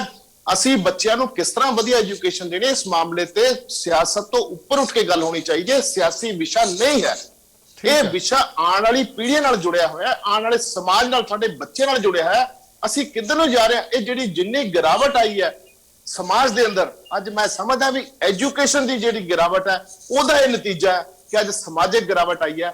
ਇਹ ਜੇ ਐਜੂਕੇਸ਼ਨ ਪੱਧਰ ਸਾਡਾ ਸੁਧਰੇਗਾ ਤਾਂ ਮੈਂ ਸਮਝਦਾ ਵੀ ਸਮਾਜ ਵੀ ਸੁਧਰੇਗਾ। ਤੇ ਸਾਨੂੰ ਸਾਰਿਆਂ ਨੂੰ, ਮੈਂ ਤਾਂ ਕਹਿੰਦਾ, ਮੈਂ ਸਾਰੇ ਕੋ-ਪੈਨਲਿਸਟਾਂ ਨੂੰ ਬੇਨਤੀ ਕਰਦਾ ਵੀ ਇਸ ਮਾਮਲੇ ਤੇ ਘੱਟੋ ਘੱਟ ਸਾਨੂੰ ਜਿਹੜੀ ਵੀਕਨੈਸਸ ਹੈਗੀ ਉਹਨਾਂ ਵੀਕ ਪੁਆਇੰਟਸ ਨੂੰ ਡਿਸਕਸ ਕਰਨਾ ਚਾਹੀਦਾ, ਉਹਨਾਂ ਨੂੰ ਕਿਸ ਤਰ੍ਹਾਂ ਇੰਪਰੂਵ ਕੀਤਾ ਜਾ ਸਕਦਾ ਹੈ ਉਸ ਮਸਲੇ ਤੇ ਡਿਸਕਸ ਕਰਨਾ ਚਾਹੀਦਾ। ਇਸ ਮਾਮਲੇ ਨੂੰ ਘੱਟੋ ਘੱਟ ਵੋਟਾਂ ਤੋਂ ਪਾਸੇ ਰੱਖਣਾ ਚਾਹੀਦਾ। ਠੀਕ ਹੈ ਕ੍ਰਿਸ਼ਨਪਾਲ ਜੀ। ਪ੍ਰੋਫੈਸਰ ਸਾਹਿਬ, ਮੈਂ ਤੁਹਾਡੇ ਕੋਲ ਆਉਂਗਾ। ਇੱਕ ਪਾਸੇ ਦੋ ਤਸਵੀਰਾਂ ਬਿਆਨ ਕਰਦੀਆਂ ਨੇ ਆਪਣੇ ਆਪ ਨੂੰ। ਇੱਕ ਪਾਸੇ ਆਮ ਆਦਮੀ ਪਾਰਟੀ ਜਿਹੜੀ ਆ ਉਹ ਕਹਿੰਦੀ ਹੈ ਕਿ ਦਿੱਲੀ ਮਾਡਲ ਸਾਡਾ ਦੇਖੋ ਸਿੱਖਿਆ ਦਾ, ਦੂਜੇ ਪਾਸੇ ਪ੍ਰਗਟ ਸਿੰਘ ਕਹਿੰਦੇ ਨੇ ਕਿ ਅਸੀਂ ਸਮਾਰਟ ਸਕੂਲਾਂ ਦੇ ਉੱਪਰ ਕੰਮ ਕੀਤਾ। ਇੱਕ ਪਾਸੇ ਤਸਵੀਰ ਆ ਜਿਹੜੀ ਉਹ ਅਧਿਆਪਕਾਂ ਦੀ ਹੈ। ਤਿੰਨ ਤਸਵੀਰਾਂ ਇਹ ਆਪਣੇ ਆਪ ਨੂੰ ਬਿਆਨ ਕਰਦੀਆਂ ਨੇ। ਅਧਿਆਪਕ ਜਿਹੜੇ ਕਿ ਟੈਂਕੀਆਂ ਤੇ ਚੜੇ ਹੋਏ ਨੇ, ਜਿਹੜੇ ਕਿ ਪ੍ਰਦਰਸ਼ਨ ਕਰ ਰਹੇ ਨੇ, ਸੜਕਾਂ ਜਾਮ ਕੀਤੀਆਂ ਹੋਈਆਂ ਨੇ। ਤਾਂ ਤੁਹਾਨੂੰ ਕੀ ਲੱਗਦਾ ਕਿ ਚੋਣਾਂ ਤੋਂ ਪਹਿਲਾਂ ਇਹ ਕਿਸੇ ਵੀ ਇੱਕ ਤਸਵੀਰ ਨੂੰ ਅਗਰ ਕੋਈ ਸਿਆਸੀ ਧਿਰ ਹੈ ਉਹ ਬੜਾ ਕਰਕੇ ਪੇਸ਼ ਕਰਨਾ ਚਾਹੁੰਦੀ ਹੈ, ਜਿਵੇਂ ਦਿੱਲੀ ਦਾ ਮਾਡਲ ਆਮ ਆਦਮੀ ਪਾਰਟੀ ਅਗਰ ਬੜਾ ਕਰਕੇ ਪੇਸ਼ ਕਰਨਾ ਚਾਹੁੰਦੀ ਹੋਵੇ, ਉਧਰ ਸਮਾਰਟ ਸਕੂਲ ਨੇ ਜਿਹੜੇ ਉਹ ਪੰਜਾਬ ਦੀ ਸਰਕਾਰ ਜਿਹੜੀ ਆ ਉਹ ਬੜਾ ਕਰਕੇ ਪੇਸ਼ ਕਰਨਾ ਚਾਹੁੰਦੀ ਹੋਵੇ, ਔਰ ਇਸ ਵਿਚਾਲੇ ਇੱਕ ਧਰਨੇ ਪ੍ਰਦਰਸ਼ਨ ਦੀ ਤਸਵੀਰ ਹੈ? ਕੁਲਦੀਪ ਜੀ, ਇਹਦੇ 'ਚ ਕੋਈ ਦੋ ਰਾਏ ਨਹੀਂ ਹੈ ਕਿ ਸਾਡਾ ਜਿਹੜਾ ਪਬਲਿਕ ਸੈਕਟਰ ਦਾ ਐਜੂਕੇਸ਼ਨ ਸਿਸਟਮ ਆ ਉਸ ਨੂੰ ਸਾਡੀਆਂ ਸਰਕਾਰਾਂ ਨੇ ਫੇਲ ਕੀਤਾ। ਤੁਸੀਂ ਇਹ ਹਿਸਾਬ ਲਾ ਲਓ, 3 ਪ੍ਰੀਮੀਅਰ ਯੂਨੀਵਰਸਿਟੀਜ਼ ਆ, Punjab university, Guru Nanak Dev university, Punjabi university, ਹੋਰ ਯੂਨੀਵਰਸਿਟੀਆਂ ਬਾਅਦ 'ਚ PAU ਦਾ ਕੋਈ ਸੈਂਟਰ ਤੋਂ ਵੀ ਬਜਟ ਆਉਂਦਾ, ਕੋਈ ਪੰਜਾਬ ਗਵਰਨਮੈਂਟ ਦਿੰਦੀ ਹੈ। ਇਹਨਾਂ ਨੂੰ ਹੀ 20-30 ਕਰੋੜ ਰੁਪਇਆ ਦੇ ਕੇ ਸਾਰ ਦਿੰਦੇ ਆ। 800 ਕਰੋੜ ਰੁਪਇਆ ਕਰਜ਼ਾ ਪੰਜਾਬੀ ਯੂਨੀਵਰਸਿਟੀ ਦੇ ਸੀ, ਹੁਣ 150 ਕਰੋੜ ਦਾ ਚੀਫ ਮਿਨਿਸਟਰ ਸਾਹਿਬ ਉੱਥੇ ਕਰਕੇ ਆਏ। ਸਕੂਲਾਂ ਦਾ ਵੀ ਇਹੋ ਹੀ ਹਾਲ ਹੈ। ਯਾਨੀ ਐਜੂਕੇਸ਼ਨ, ਭਾਵੇਂ ਉਹ ਹਾਇਰ ਐਜੂਕੇਸ਼ਨ ਆ ਭਾਵੇਂ ਸਕੂਲ ਐਜੂਕੇਸ਼ਨ ਆ, ਗਵਰਨਮੈਂਟ ਸਿਸਟਮ ਦੇ ਵਿੱਚ ਜੇ ਸਭ ਤੋਂ ਪਹਿਲਾਂ ਕਿਤੇ ਕੱਟ ਲੱਗਦਾ ਤਾਂ ਉਹ ਲੱਗਦਾ ਸਕੂਲਾਂ ਤੇ, ਪੜ੍ਹਾਈ ਤੇ ਸਿਹਤ ਸੇਵਾਵਾਂ ਤੇ। ਜਦ ਕਿ ਇਹ ਦੋਹੇ ਹੀ ਚੀਜ਼ਾਂ ਵੱਡੇ ਤੋਂ ਵੱਡੇ ਦੇਸ਼ ਦੇ ਵਿੱਚ, ਜਿੱਥੇ ਅਮੀਰ ਤੋਂ ਅਮੀਰ ਦੇਸ਼ ਆ, ਮੇਰੀ ਆਪਣਾ ਮੈਂ ਖੋਜਬੀਨ ਕਰਕੇ ਸਾਰੇ ਮੇਰੇ ਕੋਲੋਂ ਦੇਸ਼ਾਂ ਦੇ ਅੰਕੜੇ ਹੈਗੇ ਆ, ਫਰਾਂਸ, ਜਰਮਨੀ, ਇੰਗਲੈਂਡ, ਅਮਰੀਕਾ, ਸਾਰੀ ਜਗ੍ਹਾ 95% ਤੱਕ ਸਕੂਲ ਐਜੂਕੇਸ਼ਨ ਪਬਲਿਕ ਸੈਕਟਰ 'ਚ ਆ। ਜ਼ਿਆਦਾਤਰ ਡਾਇਰੈਕਟ, ਕੁਛ ਇਨਡਾਇਰੈਕਟ ਉਹ ਫੰਡ ਕਰਦੇ ਆ। ਜਿਵੇਂ ਸਾਡੇ ਏਡਡ ਸਕੂਲ ਕਾਲਜ ਹੈਗੇ ਆ ਨਾ, ਉਹ ਇਸ ਕਿਸਮ ਨਾਲ ਵੀ ਹੈਗਾ ਕਿ ਕੁਛ ਮਿਸ਼ਨਰੀ ਕਾਲਜ ਆ, ਸਕੂਲ ਆ, ਪਰ ਸਰਕਾਰ ਦੀ ਜ਼ਿੰਮੇਵਾਰੀ। ਇੱਥੋਂ ਤੱਕ ਕਿ ਕਈ ਦੇਸ਼ਾਂ ਦੇ ਵਿੱਚ ਤਾਂ ਨਾਲ ਵਜ਼ੀਫਾ ਵੀ ਦੇ, ਫੀਸਾਂ ਮੁਫਤ, ਹਰ ਚੀਜ਼ ਮੁਫਤ, ਫ੍ਰੀ ਐਜੂਕੇਸ਼ਨ, ਨਾਲ ਉਹਦੇ ਉੱਪਰ ਓਵਰ ਐਂਡ ਅਬਵ ਵਜ਼ੀਫਾ ਵੀ ਦਿੰਦੇ। ਕੀ ਅਸੀਂ ਇੱਧਰ ਨੂੰ ਕਦੀ ਸੋਚਿਆ? ਆਪਣੇ ਭਵਿੱਖ ਬਾਰੇ, ਆਪਣੇ ਨੌਜਵਾਨਾਂ ਬਾਰੇ ਔਰ ਆਪਣੇ ਟੀਚਰਾਂ ਬਾਰੇ ਦਿਲੋਂ ਨਹੀਂ ਸੋਚਦੇ। ਮੈਂ ਸਾਰੇ ਕੋ ਪੈਨਲਿਸਟਾਂ ਨਾਲ ਇਸ ਗੱਲ ਤੇ ਸਹਿਮਤ ਹਾਂ, ਖਾਸ ਕਰ ਜਿਸ ਤਰ੍ਹਾਂ ਜੈਬੰਸ ਤੇ ਸ਼ਰਮਾ ਜੀ ਕਹਿ ਰਹੇ ਆ, ਕਿਉਂਕਿ ਰੂਲਿੰਗ ਵਾਲਿਆਂ ਨੂੰ ਤੇ ਆਪਣਾ ਥੋੜਾ ਡਿਫੈਂਡ ਕਰਨਾ ਹੁੰਦਾ ਤੇ ਦੂਜਿਆਂ ਨੂੰ ਸੱਤਾ ਦਾ ਹੈਗਾ। ਇਸ ਲਈ ਇਸ ਮੁੱਦੇ ਦੇ ਉੱਤੇ ਆਪਾਂ ਪਹਿਲਾਂ ਮੰਨੀਏ ਕਿ ਅਸੀਂ ਬਜਟ ਹੀ ਨਹੀਂ ਉਹਨਾਂ ਰੱਖਦੇ ਜਿੱਥੇ ਸਾਰਾ ਕੁਝ ਹੋ ਜਾਏ। ਜੇ ਕੱਪੜਾ ਹੀ ਥੋੜਾ ਤੇ ਕੀ ਉਹਦੇ 'ਚ ਬਣਾ ਲਓਗੇ, ਕੀ ਕੋਟ ਬਣਾ ਲਓਗੇ, ਪਜਾਮਾ ਬਣਾ ਲਓਗੇ, ਕੀ ਕਰੋਗੇ? ਸੈਂਟਰ ਦੀ ਸਰਕਾਰ ਨੂੰ ਵੀ ਕਿੰਨੀ ਵਾਰੀ ਅਸੀਂ ਕਿਹਾ ਕਿ ਤੁਸੀਂ 2.5% ਬਜਟ ਹੈ, 2.5-3% ਬਜਟ ਹੈ, ਕਿ ਇਹਨੂੰ 6% ਕਰੋ। ਹੁਣ ਤੋਂ ਨਹੀਂ, ਕਠਾਰੀ ਕਮਿਸ਼ਨ 1966-66 ਤੋਂ ਲੈ ਕੇ ਅੱਜ ਤੱਕ ਇਹ ਰეკਮੈਂਡੇਸ਼ਨਾਂ ਨਹੀਂ ਮੰਨੀਆਂ ਗਈਆਂ। ਇਹਦਾ ਮਤਲਬ ਆਮ ਜਨਤਾ ਦੇ ਦੁੱਖ ਦੇ ਵਿੱਚ ਕਿਸੇ ਦਾ ਕੋਈ ਧਿਆਨ ਨਹੀਂ ਹੈਗਾ। ਇਸ ਨੂੰ ਦੇਖੋ, ਹੁਣ 55% ਬੱਚੇ ਸਾਡੇ ਪ੍ਰਾਈਵੇਟਾਂ ਚਲੇ ਗਏ। ਹਾਇਰ ਐਜੂਕੇਸ਼ਨ 'ਚ ਅੱਜ ਦੇਖ ਲਓ ਕਿਹੋ ਜਿਹੀਆਂ ਡਿਗਰੀਆਂ ਮਿਲਦੀਆਂ, 70% ਉਹਨਾਂ 'ਚੋਂ ਇੰਪਲਾਏਬਲ ਨਹੀਂ ਹੈਗੇ। ਉਹ ਨੌਕਰੀਆਂ ਨਿਕਲਦੀਆਂ, ਉੱਥੇ ਆਉਂਦੇ ਆ ਲੋਕ, ਮੇਲੇ ਲੱਗਦੇ ਆ, ਮੇਲਾ ਲਾ ਕੇ ਆਪਣੇ ਘਰ 'ਚੋਂ ਲਿਆਂਦਾ ਪਰੌਂਠੀ ਖਾ ਕੇ ਵਾਪਸ ਚਲੇ ਜਾਂਦੇ। ਮੇਲਾ ਹੀ ਹੈ ਨਾ, ਨੌਕਰੀ ਮਿਲਦੀ ਨਹੀਂ, ਮਿਲਦੀ ਹੈ ਤੇ ਟਿਕਦੇ ਨਹੀਂ, ਰਹਿੰਦੇ ਨਹੀਂ, ਰੱਖ ਨਹੀਂ, ਕੰਮ ਨਹੀਂ ਹੁੰਦਾ। ਇਹ ਸਾਰਾ ਸੰਕਟ ਆ, ਐਜੂਕੇਸ਼ਨ ਹੈਲਥ ਸਿਸਟਮ ਦਾ ਗਹਿਰਾ ਸੰਕਟ ਆ। ਕੁਛ ਤੇ ਚਲੋ ਕੰਮ ਕਰਵਾਉਣਾ ਚਾਹੀਦਾ, ਸੁਪਰਵਿਜ਼ਨ ਠੀਕ ਹੋਵੇ, ਕੰਮ ਠੀਕ ਹੋਵੇ, ਮੇਨ ਉਹਦਾ ਸਾਰਾ ਅਕਾਊਂਟੇਬਿਲਟੀ ਹੋਵੇ, ਪਰ ਉਹਦੇ ਚ ਫੰਡ ਵੀ ਤੇ ਪ੍ਰੋਪਰ ਦਿੱਤੇ ਜਾਣ। ਤੁਸੀਂ ਜੇ ਵਾਕਿਆ ਹੀ ਟੀਚਰ ਸੜਕਾਂ ਤੇ ਬੈਠੇ ਹੋਣਗੇ, ਟੈਂਕੀਆਂ ਤੇ ਚੜੇ ਹੋਣਗੇ ਔਰ ਧੱਕਾ ਹੋਊਗਾ ਟੀਚਰਾਂ ਨਾਲ, ਜਿਹੜਾ ਬੰਦਾ, ਜਿਹੜੀ ਸਰਕਾਰ ਧੱਕਾ ਕਰਦੀ, ਉਹਨਾਂ ਨੂੰ ਨਿਰਾਸ਼ ਕਰਦੀ ਆ, ਉਹ ਸਰਕਾਰ ਠੀਕ ਨਹੀਂ ਹੈਗੀ। ਦੂਜੀ ਗੱਲ ਮੈਂ ਜ਼ਰੂਰ ਕਰਨੀ ਚਾਹੁੰਦਾ, ਸਿਸੋਦੀਆ ਸਾਹਿਬ ਡਿਪਟੀ ਚੀਫ ਮਿਨਿਸਟਰ ਆ, ਉਹ ਕੋਈ ਇੰਸਪੈਕਟਰ ਲੱਗੇ, ਕਿਉਂ ਪੰਜਾਬ ਦੇ ਸਕੂਲਾਂ 'ਚ ਧੱਕੇ ਖਾਂਦੇ ਫਿਰਦੇ ਆ? ਉਹਨਾਂ ਕੋਲ ਪਾਰਟੀ ਆ, ਇੱਥੇ ਪ੍ਰੋਪਰ ਭਗਵੰਤ ਮਾਨ ਹੈਗਾ, ਹਰਚੀਮਾ ਹੈਗਾ, ਅਮਨ ਅਰੋੜਾ ਹੈਗਾ, ਖੁਦ ਇਕਬਾਲ ਸਿੰਘ, ਬੜੇ ਸਿਆਣੇ ਬੰਦੇ ਆ। ਇਹ ਜਾ ਕੇ ਰਿਪੋਰਟ ਤਿਆਰ ਕਰਕੇ ਦੇਣ, ਇੱਥੇ ਦੱਸਣ, ਸਾਰਿਆਂ ਨੂੰ ਦੱਸਣ। ਹੁਣ ਇੱਥੇ ਬਾਹਰੋਂ ਹੁਣ ਕੱਲ ਨੂੰ ਕੇਜਰੀਵਾਲ ਆ ਜਾਊਗਾ, ਉਹ ਕਿ ਸਕੂਲ 'ਚ ਵੜ ਜਾਊਗਾ, ਹਸਪਤਾਲ 'ਚ ਵੜ ਜਾਊਗਾ। ਇਹ ਕੋਈ ਤਰੀਕਾ ਨਹੀਂ ਹੈ ਕਿ ਤੁਸੀਂ ਇੱਕ ਸਟੇਟ ਦੇ ਹੈੱਡ ਜਿਹੜੇ ਆ ਜਾਂ ਗਵਰਨਮੈਂਟ ਦੇ ਬੰਦੇ ਟੌਪ ਤੋਂ ਥੱਲੇ ਆ ਕੇ ਸਕੂਲਾਂ 'ਚ ਧੱਕੇ ਖਾਂਦੇ ਫਿਰ। ਇਹ ਮੈਂ ਐਥੀਕਲ ਗੱਲ ਕਹਿਣਾ, ਕੋਈ ਗਲਤ ਨਹੀਂ ਹੈ, ਐਥਿਕਸ ਦੀ ਗੱਲ ਕਰਦਾ। ਜੋ ਵਿਰੋਧੀ ਪਾਰਟੀ ਸਭ ਤੋਂ ਜ਼ਿਆਦਾ ਵੋਟਾਂ ਇਹਨਾਂ ਨੂੰ ਪਈਆਂ, ਤੁਸੀਂ ਦੇਖੋ ਤਾਂ ਹਾਲਤ ਇਹਨਾਂ ਨੇ ਆਪਣੀ ਆਪ ਕੀ ਕੀਤੀ ਆ। 10 ਬੰਦੇ ਦੂਜੀਆਂ ਪਾਰਟੀਆਂ ਚਲੇ, 10 ਕਿੰਨਾ ਕੋਲ ਹੈਗੇ ਆ ਪਤਾ ਨਹੀਂ, ਉਹ ਵੀ ਸਿਰੇ ਲੱਗਣਗੇ ਕਿ ਨਹੀਂ ਲੱਗਣਗੇ। ਤੁਸੀਂ ਆਪਣੀ ਚੀਜ਼ ਨੂੰ ਸੁਧਾਰੋ ਮੇਰਾ ਵੀਰ। ਔਰ ਇਹ ਮੁੱਦਾ day one ਤੋਂ ਤੁਹਾਨੂੰ ਡਟ ਕੇ ਲੜਨਾ ਚਾਹੀਦਾ ਸੀਗਾ। ਇਹ ਮੁੱਦਾ ਜਿਹੜਾ ਸਕੂਲ ਦਾ ਤੇ ਹੈਲਥ ਦਾ, as opposition party, Aam Aadmi party ਦੀ ਇਹ ਜ਼ਿੰਮੇਵਾਰੀ ਸੀ ਕਿ ਡਟ ਕੇ ਲੜਦੇ। ਇੱਕ ਗੱਲ ਤੇ ਲੜੇ ਸੀ, ਉਹ ਸੀਗੀ ਬਿਜਲੀ ਤੇ ਡਟ ਕੇ ਲੜੇ ਆਏ ਬੜੀ ਦੇਰ। ਇਹਨਾਂ ਨੂੰ ਲੱਗਾ ਕਿ ਅਸੀਂ ਇਸ ਗੱਲ ਤੇ ਘੇਰਾਂਗੇ, ਪਰ ਉਹ ਘੇਰੀ ਨਹੀਂ ਸਰਕਾਰ, ਉਹਦੇ ਚੋਂ ਨਿਕਲ ਕੇ ਹੁਣ ਸਕੂਲਾਂ ਤੇ ਆ ਗਿਆ, ਅਗਲਾ ਹੈਲਥ ਤੇ ਵੀ ਆਉਣਗੇ। ਮੈਨੂੰ ਲੱਗਦਾ ਵੈਸੇ ਤੇ ਚੰਗੀ ਗੱਲ ਹੈ, ਡਿਸਕਸ਼ਨ ਹੋਣੀ ਚਾਹੀਦੀ ਆ, ਪਤਾ ਲੱਗਣਾ ਚਾਹੀਦਾ ਕਿਹੜੇ ਸਿਸਟਮ ਦੀ ਕਮਜ਼ੋਰੀ ਆ, ਪੰਜਾਬ ਦੇ ਸਿਸਟਮ ਦੀ ਕੀ ਕਮਜ਼ੋਰੀ ਆ, ਦਿੱਲੀ ਦੇ ਕੀ ਕਮਜ਼ੋਰੀ ਆ, ਪਰ ਇਸ ਨੂੰ ਇੱਕ ਸਿਸਟਮ ਦੇ ਤਹਿਤ ਕਰੋ। ਇੰਜ ਨਾ ਕਰੀਏ ਕਿ ਅਸੀਂ ਕੁਛ ਲਾਹਾ ਜਾਂ ਲਾਭ, ਰਾਜਨੀਤਿਕ ਲਾਭ ਲੈਣ ਦੀ ਜਗ੍ਹਾ ਉਲਟਾ ਆਪਾਂ ਆਪਣਾ ਨੁਕਸਾਨ ਕਰਾਈਏ। ਨਹੀਂ, ਮੈਂ ਪ੍ਰੋਫੈਸਰ ਸਾਹਿਬ ਇੱਕ ਜਵਾਬ ਇਹ ਚਾਹੁੰਦਾ ਸੀ ਕਿ ਜਿਸ ਤਰੀਕੇ ਨਾਲ ਦਿੱਲੀ ਮਾਡਲ ਦੀ ਗੱਲ ਹੋ ਰਹੀ ਹੈ, ਸਿੱਖਿਆ ਮਾਡਲ ਦੀ ਗੱਲ ਹੋ ਰਹੀ ਹੈ, ਜੈਬੰਸ ਜੀ ਨੇ ਕਿਹਾ ਕਿ ਸਾਊਥ ਦੇ ਸਕੂਲਾਂ ਨੂੰ ਜਾ ਕੇ ਦੇਖਿਆ ਜਾਵੇ। ਅਕਸਰ ਦੇਖਿਆ ਜਾਂਦਾ ਕਿ ਸਾਊਥ ਦੇ ਸਕੂਲਾਂ ਦਾ ਜ਼ਰੂਰ ਜ਼ਿਕਰ ਹੁੰਦਾ, ਸਿੱਖਿਆ ਮਾਡਲ ਦਾ ਜ਼ਰੂਰ ਜ਼ਿਕਰ ਹੁੰਦਾ। ਤੁਹਾਨੂੰ ਲੱਗਦਾ ਕਿ 5 ਸਾਲਾਂ ਜਾਂ 6 ਸਾਲਾਂ ਦੇ ਵਿੱਚ ਦਿੱਲੀ ਸਰਕਾਰ ਨੇ ਦਿੱਲੀ ਦੇ ਸਿੱਖਿਆ ਮਾਡਲ ਦੇ ਉੱਪਰ ਬਹੁਤ ਕੰਮ ਕੀਤਾ? ਨਹੀਂ ਦੇਖੀ, ਮੈਨੂੰ ਇਹ ਦੱਸਣ ਚਲੋ ਜੇ ਬਹੁਤ ਕੰਮ ਕੀਤਾ, ਇਹ ਲਿਸਟ ਇਸ ਗੱਲ ਦੀ ਲਿਆਉਣ 250 ਦੇ ਨਾਲ 250 ਇਹ ਵੀ ਦੱਸ ਦੇਣ ਜਿਹੜੇ ਨਵੇਂ ਸਕੂਲ ਬਣਾਏ, 250 ਜਾਂ 50 ਹੀ ਇਕੱਲੇ ਦੱਸ ਦੇਣ ਜਿਹੜੇ ਨਵੇਂ ਕਾਲਜ ਬਣੇ, ਜਾਂ 5 ਹੀ ਜਿਹੜੇ ਨਵੇਂ ਕਾਲਜ ਬਣੇ, ਇੱਕ ਵੀ ਜੇ ਨਵੀਂ ਕੋਈ ਯੂਨੀਵਰਸਿਟੀ ਬਣੀ। ਐਵੇਂ ਨਾ ਆਪਾਂ ਕਰੀ ਜਾਈਏ, ਪੁਰਾਣਿਆਂ ਨੂੰ ਲਿੰਬਾ ਪੁੱਛੀ ਕਰਕੇ ਤੇ ਤੁਹਾਨੂੰ ਬਾਕੀ ਜੈਬੰਸ ਨੇ ਤੇ ਉਹ ਦੇਖੋ ਜਰਨਲਿਸਟ ਉਹਨਾਂ ਨੇ ਆਪਣਾ ਪੂਰਾ ਗਰਾਊਂਡ ਤੋਂ ਲਿਆ ਕੇ ਦਿੱਤਾ।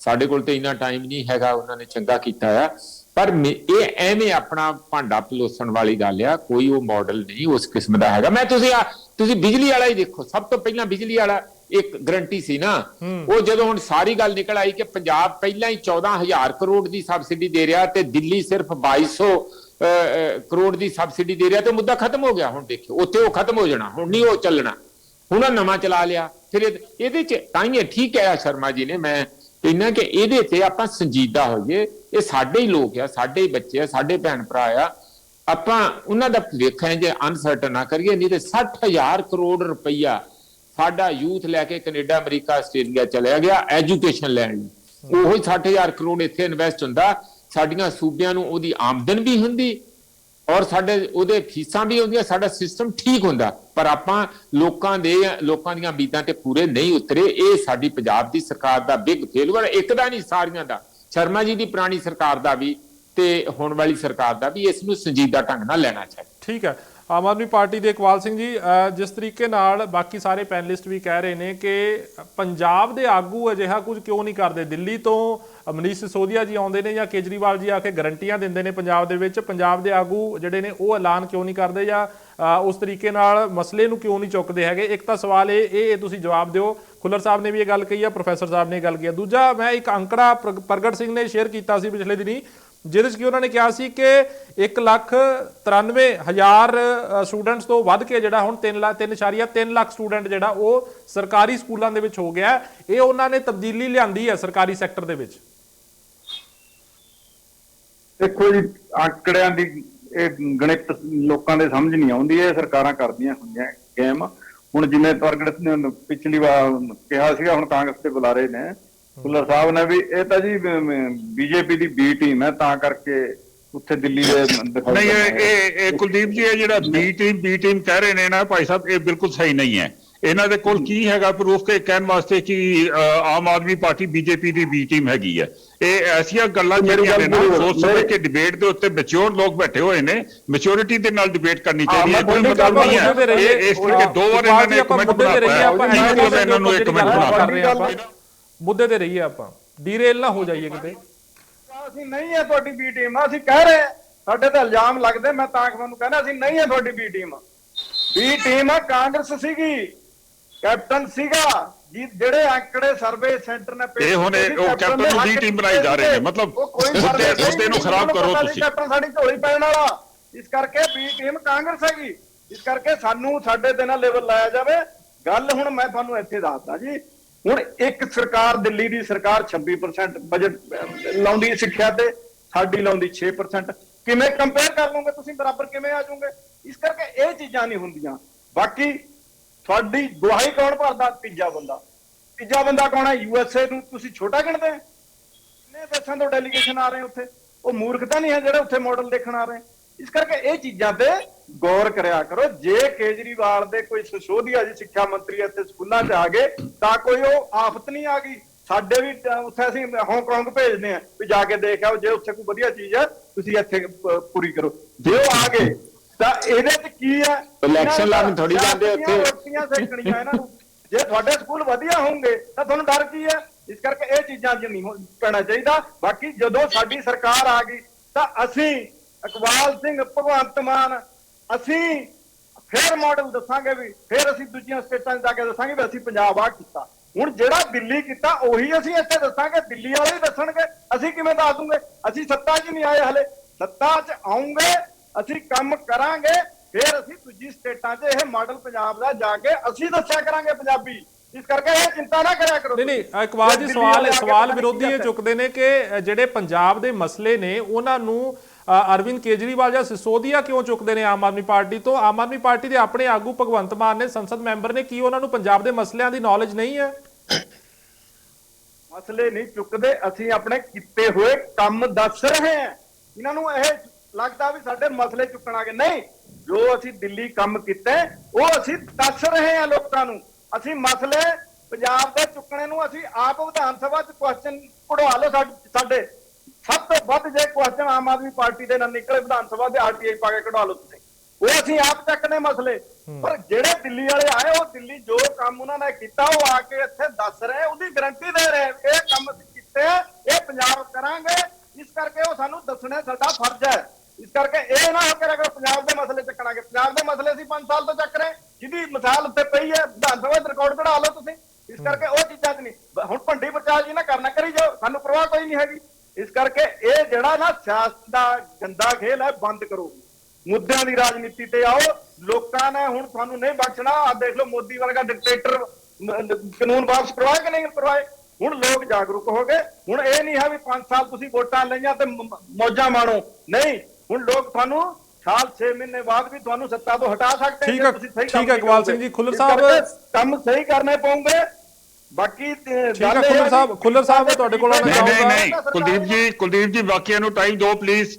ਇਹ ਬੋਲੀ ਜਾ ਰਹੇ ਨੇ ਬਿਨਾਂ ਵਜ੍ਹਾ ਦੇ, ਤੁਸੀਂ ਬਾਕੀਆਂ ਨੂੰ ਟਾਈਮ ਦਿਓ। ਤੁਹਾਡੇ ਕੋਲ ਆਉਂਗਾ ਮੈਂ ਰੋਟੇਸ਼ਨ ਦੇ ਹਿਸਾਬ ਨਾਲ, ਤੁਹਾਡੇ ਕੋਲ ਵੀ ਆਉਂਗਾ। ਮੈਂ ਖੁੱਲਰ ਸਾਹਿਬ ਕੋ ਜਾਣਾ ਚਾਹੂੰਗਾ। ਖੁੱਲਰ ਸਾਹਿਬ ਜੋ ਉਹ ਕਹਿ ਰਹੇ ਨੇ ਕਿ ਅਸੀਂ ਤਾਂ 250 ਸਕੂਲਾਂ ਦੀ ਲਿਸਟ ਜਾਰੀ ਕਰਤੀ ਹੈ, ਪਰ ਪੰਜਾਬ ਸਰਕਾਰ ਨੇ ਹਾਲੇ ਤੱਕ 250 ਸਕੂਲਾਂ ਦੀ ਲਿਸਟ ਜਾਰੀ ਨਹੀਂ ਕੀਤੀ ਜਿਸ ਨੂੰ ਉਹ ਦਿਖਾ ਸਕਣ ਕਿ ਬਹੁਤ ਚੰਗੇ ਨੇ। ਹੁਣ ਸਾਰਿਆਂ ਦਾ ਇਕੱਲੇ ਬੁਲਾਰੇ ਦਾ, ਭਾਵੇਂ ਆਮ ਆਦਮੀ ਪਾਰਟੀ ਦੇ, ਅਕਾਲੀ ਦਲ ਦੇ, BJP ਦੇ, ਸਾਰੇ ਦਾ ਜਵਾਬ ਦੇਣ ਲੱਗਾ ਤੇ ਇਹਨੂੰ ਥੋੜਾ ਜਿਹਾ ਲੈਂਥੀ ਹੋਊਗਾ ਤੇ ਸਾਰੇ ਸਬਰ ਨਾਲ ਸੁਣਨ, ਕਿਉਂਕਿ ਮੈਂ ਕਿਸੇ ਵਿੱਚ ਬੋਲਿਆ ਨਹੀਂ ਤੇ ਕੋਈ ਬੋਲੇ ਵੀ ਨਾ, ਆਪਣੀ ਬਾਰੇ ਦੇ ਬੋਲੀਓ। ਮੈਂ ਸਟਾਰਟਿੰਗ ਕਰਦਾ ਆਮ ਆਦਮੀ ਪਾਰਟੀ ਤੋਂ। ਆ ਬੜੀਆਂ ਡਿੰਗਾ ਮਾਰਦੇ ਆ, ਸਾਡਾ ਬਜਟ ਹੈਗਾ ਵਾ 26%, 20%। ਮੇਰੇ ਵੀਰ ਤੁਹਾਡਾ 26% ਬਣਦਾ ਵਾ 1100 ਕਰੋੜ ਦਿੱਲੀ ਲਈ, ਤੇ ਪੰਜਾਬ ਦਾ 8% ਹੈ ਬਜਟ ਐਜੂਕੇਸ਼ਨ ਤੇ ਉਹ ਬਣਦਾ 13,902 ਕਰੋੜ।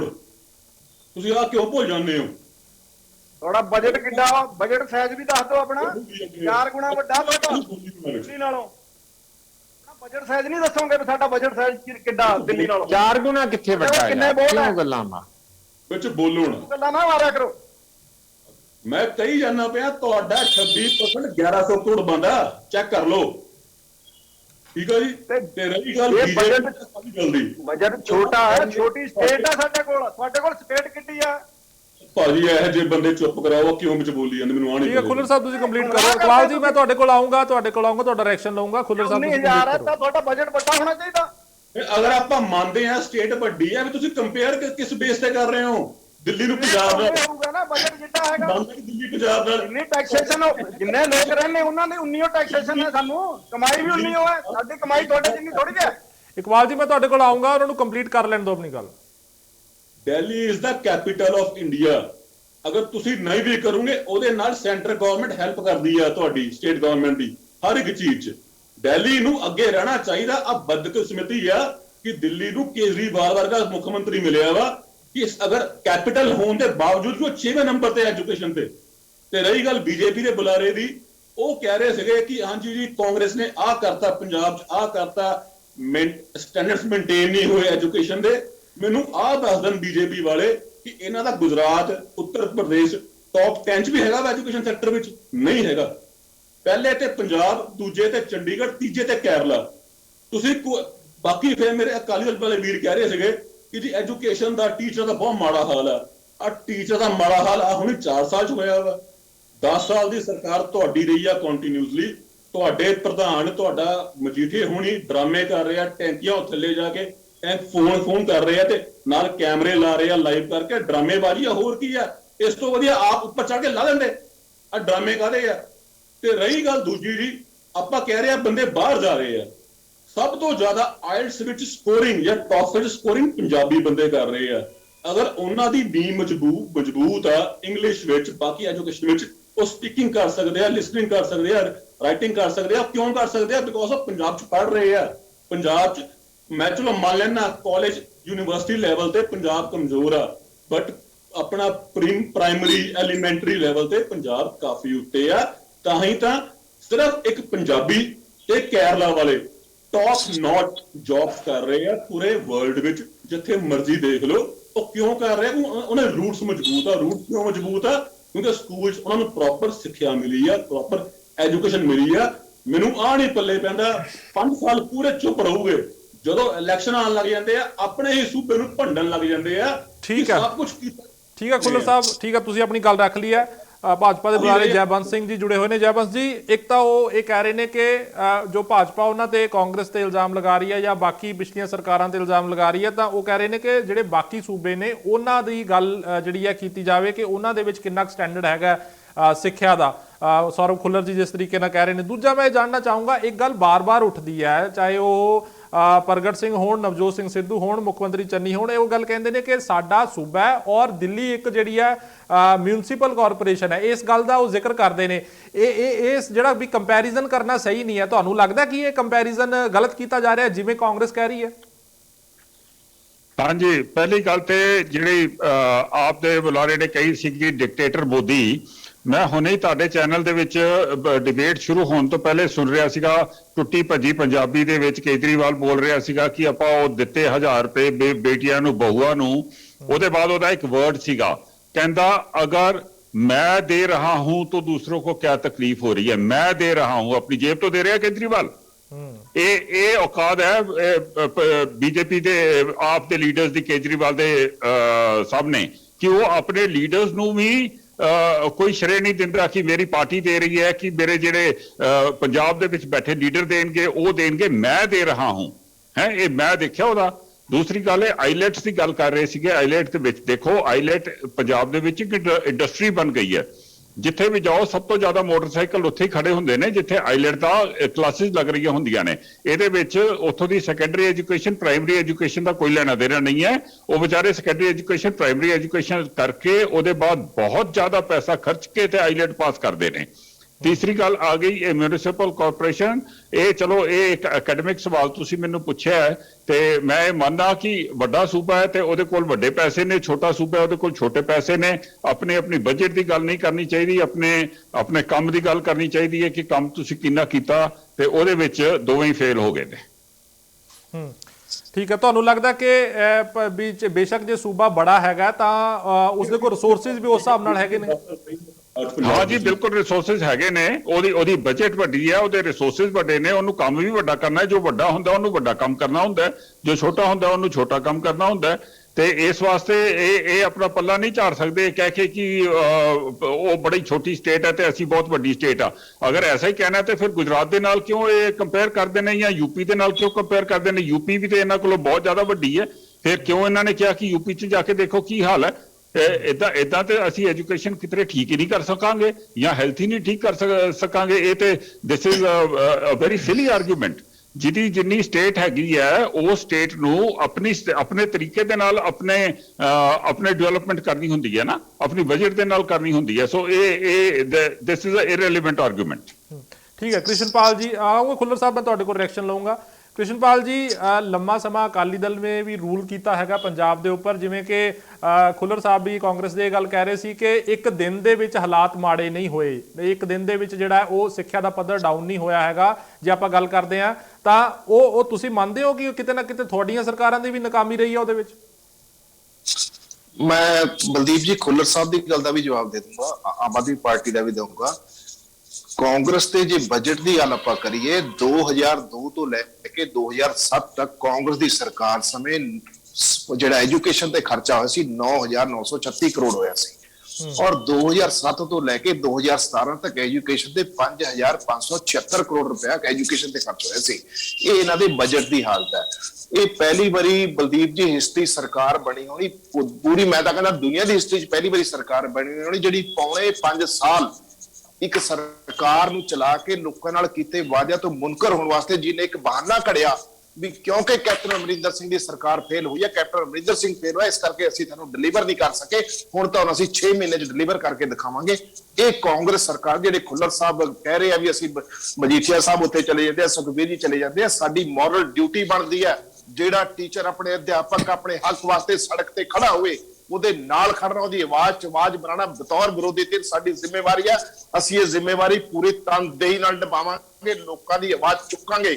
ਇਹਦਾ ਮਤਲਬ ਖੁੱਲਰ ਸਾਹਿਬ ਕੀ ਕਹਿੰਦੇ ਆ ਵੀ ਇਹਨਾਂ ਦੀ ਨਾਕਾਮੀਆਂ ਨੂੰ ਦੱਸੀਏ ਵੀ ਨਾ, ਵਿਰੋਧੀ ਧਿਰ ਚੁੱਪ ਕਰਕੇ ਇਹਨਾਂ ਦੀ ਹਾਂ ਛਾਂ ਮਿਲਾਈ ਜਾਵੇ। ਮੰਨੂ ਖੁੱਲਰ ਸਾਹਿਬ ਦੱਸਣ ਕੋਈ ਇੱਕ ਨਵਾਂ ਸਕੂਲ ਪੰਜਾਬ ਚ ਦੀ ਸਰਕਾਰ ਨੇ ਬਣਾਇਆ ਹੋਵੇ, ਕੋਈ ਇੱਕ ਨਵੀਂ ਸੜਕ ਬਣਾਈ ਹੋਵੇ, ਕੋਈ ਇੱਕ ਨਵਾਂ ਹਸਪਤਾਲ ਬਣਾਇਆ ਹੋਵੇ, ਖੁੱਲਰ ਸਾਹਿਬ ਦੱਸ ਦੇਣ ਕਿਸੇ ਡਿਬੇਟ ਦੱਸ ਦੇਣ ਕਿ ਫਲਾਣੇ ਪਿੰਡ 'ਚ ਅਸੀਂ ਨਵਾਂ ਸਕੂਲ ਬਣਾਇਆ, ਫਲਾਣੀ ਜਗ੍ਹਾ ਅਸੀਂ ਨਵੀਂ ਸੜਕ ਬਣਾਈ ਹੈ, ਫਲਾਣੀ ਜਗ੍ਹਾ ਅਸੀਂ ਕੋਈ ਹਸਪਤਾਲ ਬਣਾਇਆ।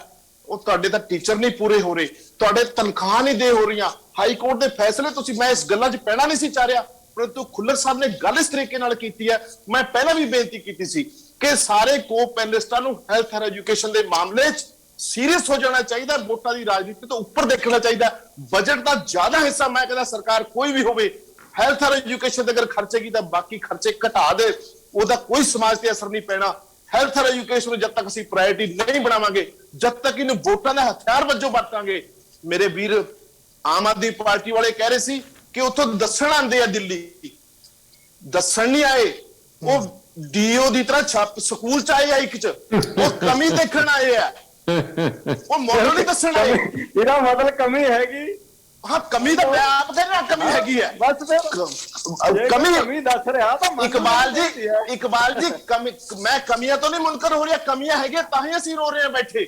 ਮੈਂ ਤਾਂ ਕਹਿ ਰਿਹਾ ਵੀ ਇਹਨੂੰ ਹੈਲਥ ਐਂਡ ਐਜੂਕੇਸ਼ਨ ਨੂੰ ਵੋਟਾਂ ਤੋਂ ਪਾਸੇ ਰੱਖਿਆ ਜਾਵੇ। ਠੀਕ ਹੈ ਕ੍ਰਿਸ਼ਨਪਾਲ ਜੀ, ਸੌਰਵ ਖੁੱਲਰ ਜੀ ਤੁਸੀਂ ਦਾ ਰਿਐਕਸ਼ਨ ਦਿਓ। ਜੋ ਬਲਦੀਪ ਜੀ ਇੱਕ ਮਿੰਟ, ਠੀਕ ਹੈ, ਸ਼ਾਰਟ ਕੰਪਲੀਟ ਕਰੋ। ਇਕਬਾਲ ਜੀ ਕਹਿ ਰਹੇ ਸੀ, ਜਿਹੜਾ ਇਕਬਾਲ ਜੀ ਕਹਿ ਰਹੇ ਸੀ ਵੀ ਉਹ ਦਿੱਲੀ ਤੋਂ ਦੱਸਣ ਆਉਂਦੇ ਆ, ਸੋਧਿਆ ਸਾਹਿਬ ਅੱਜ ਦੱਸਣ ਨਹੀਂ ਸੀ, ਚਮਕੌਰ ਸਾਹਿਬ ਆਏ, ਉਹ ਇੱਕ ਪਾਰਟਿਕੂਲਰ ਸਕੂਲ ਚ ਆਏ ਸੀ। ਉਹ ਮਤਲਬ ਡਿਪਟੀ ਮੁੱਖ ਮੰਤਰੀ ਇੱਕ ਡੀਓ ਦਾ ਕੰਮ ਕਰ ਰਿਹਾ ਅੱਜ, ਕਿ ਉਹ ਸਕੂਲ ਚ ਦੇਖ ਰਿਹਾ ਕਿ ਉਹ ਵੀ ਦੂਜੀ ਸਟੇਟ ਚ। ਮੈਂ ਸਮਝਦਾ ਵੀ ਸਾਨੂੰ ਆਪਣੀ ਸਟੇਟਾਂ 'ਚ ਸੀਰੀਅਸ ਹੋ ਜਾਣਾ ਚਾਹੀਦਾ ਹੈ, ਸਟੇਟਾਂ ਦੇ ਲੋਕਾਂ ਨੂੰ ਜ਼ਿੰਮੇਵਾਰੀ ਚੁੱਕਣੀ ਚਾਹੀਦੀ ਹੈ ਕਿ ਆਓ ਅਸੀਂ ਰਲ ਕੇ ਇਹਨੂੰ ਸਿਆਸਤ ਤੋਂ ਪਾਸੇ ਰੱਖ ਕੇ ਹੈਲਥ ਐਂਡ ਐਜੂਕੇਸ਼ਨ ਦੇ ਮੁੱਦੇ ਨੂੰ ਪ੍ਰਾਇੋਰਟੀ ਤੇ ਰੱਖੀਏ, ਤਾਂ ਕਿ ਆਉਣ ਵਾਲੀ ਪੀੜ੍ਹੀਆਂ ਸਾਨੂੰ ਕੋਸਣ ਨਾ। ਠੀਕ ਹੈ ਕ੍ਰਿਸ਼ਨਪਾਲ ਜੀ। ਖੁੱਲਰ ਸਾਹਿਬ ਸ਼ਾਰਟ ਚ ਰਿਐਕਸ਼ਨ ਦਿਓ। ਜੋ ਜੈਬੰਸ ਜੀ ਨੇ ਕਿਹਾ ਕਿ ਕੰਪੈਰੀਜ਼ਨ ਬੇਸ਼ੱਕ ਤੁਸੀਂ ਕਹਿ ਰਹੇ ਹੋ ਵੀ ਦਿੱਲੀ ਤੇ ਪੰਜਾਬ ਦਾ ਨਹੀਂ ਹੋਣਾ ਚਾਹੀਦਾ, ਨਾ ਕਰੋ, ਉਹ ਮਿਊਨਿਸਪਲ ਕਾਰਪੋਰੇਸ਼ਨ ਦੀ ਜ਼ਿਕਰ ਤੁਸੀਂ ਕਰ ਰਹੇ ਹੋ, ਔਰ ਦੂਜੇ ਪਾਸੇ ਇੱਕ ਪੂਰਾ ਸੂਬਾ ਹੈ, ਪਰ ਉਹ ਕਹਿ ਰਹੇ ਵੀ ਜੇ ਸੂਬਾ ਹੈਗਾ ਤਾਂ ਤੁਹਾਡੇ ਕੋਲ ਰਿਸੋਰਸਿਸ ਵੀ ਜ਼ਿਆਦਾ ਨੇ, ਤੁਸੀਂ ਹੋਰ ਬੈਟਰ ਕਰ ਸਕਦੇ ਹੋ। ਸਭ ਤੋਂ ਵੱਡੀ ਮੈਂ ਐਗਜ਼ਾਮਪਲ ਆ ਦੇ ਰਿਹਾ ਕਿ ਸਟਾਰਟਿੰਗ ਇਹਨਾਂ ਨੇ ਕੀਤੀ ਸੀਗੀ, ਮੈਂ ਜਵਾਬ ਦਿੱਤਾ, ਜਦੋਂ ਇਹਨਾਂ ਨੂੰ ਆਪਾਂ ਜਵਾਬ ਦਿੱਤਾ, ਕਾਂਗਰਸ ਜਵਾਬ ਦੇ ਰਹੀ ਹੈ, ਇਹਨਾਂ ਨੂੰ ਮਿਰਚਾਂ ਲੱਗ ਰਹੀਆਂ ਕਿ ਹਾਂ ਵੀ ਆਹ ਸਾਡੀ ਸਟੇਟ ਤੇ ਕਿਉਂ ਬੋਲਦੇ ਪਏ ਆ। ਮੈਂ ਇਹਨਾਂ ਨੂੰ ਆਹ ਪੁੱਛ ਰਿਹਾ ਕਿ ਇਹਨਾਂ ਦੀ ਸਟੇਟ ਟੌਪ 10 ਚ ਕਿਹੜੀ ਹੈਗੀ ਆ, ਉਹਦਾ ਇਹਨਾਂ ਕੋਲ ਆਨਸਰ ਨਹੀਂ ਹੈਗਾ। ਤਾਂ ਮੈਨੂੰ ਹੈਗਾ, ਜੇ ਤਾਂ ਲੈ ਲਿਓ ਆਨਸਰ ਲੈ ਲਿਓ। ਮੈਂ ਆਨਸਰ ਲੈਂਦੇ ਨਹੀਂ ਨਾ, ਮੈਂ ਤਾਂ ਬੋਲਣਾ ਪੈਂਦਾ।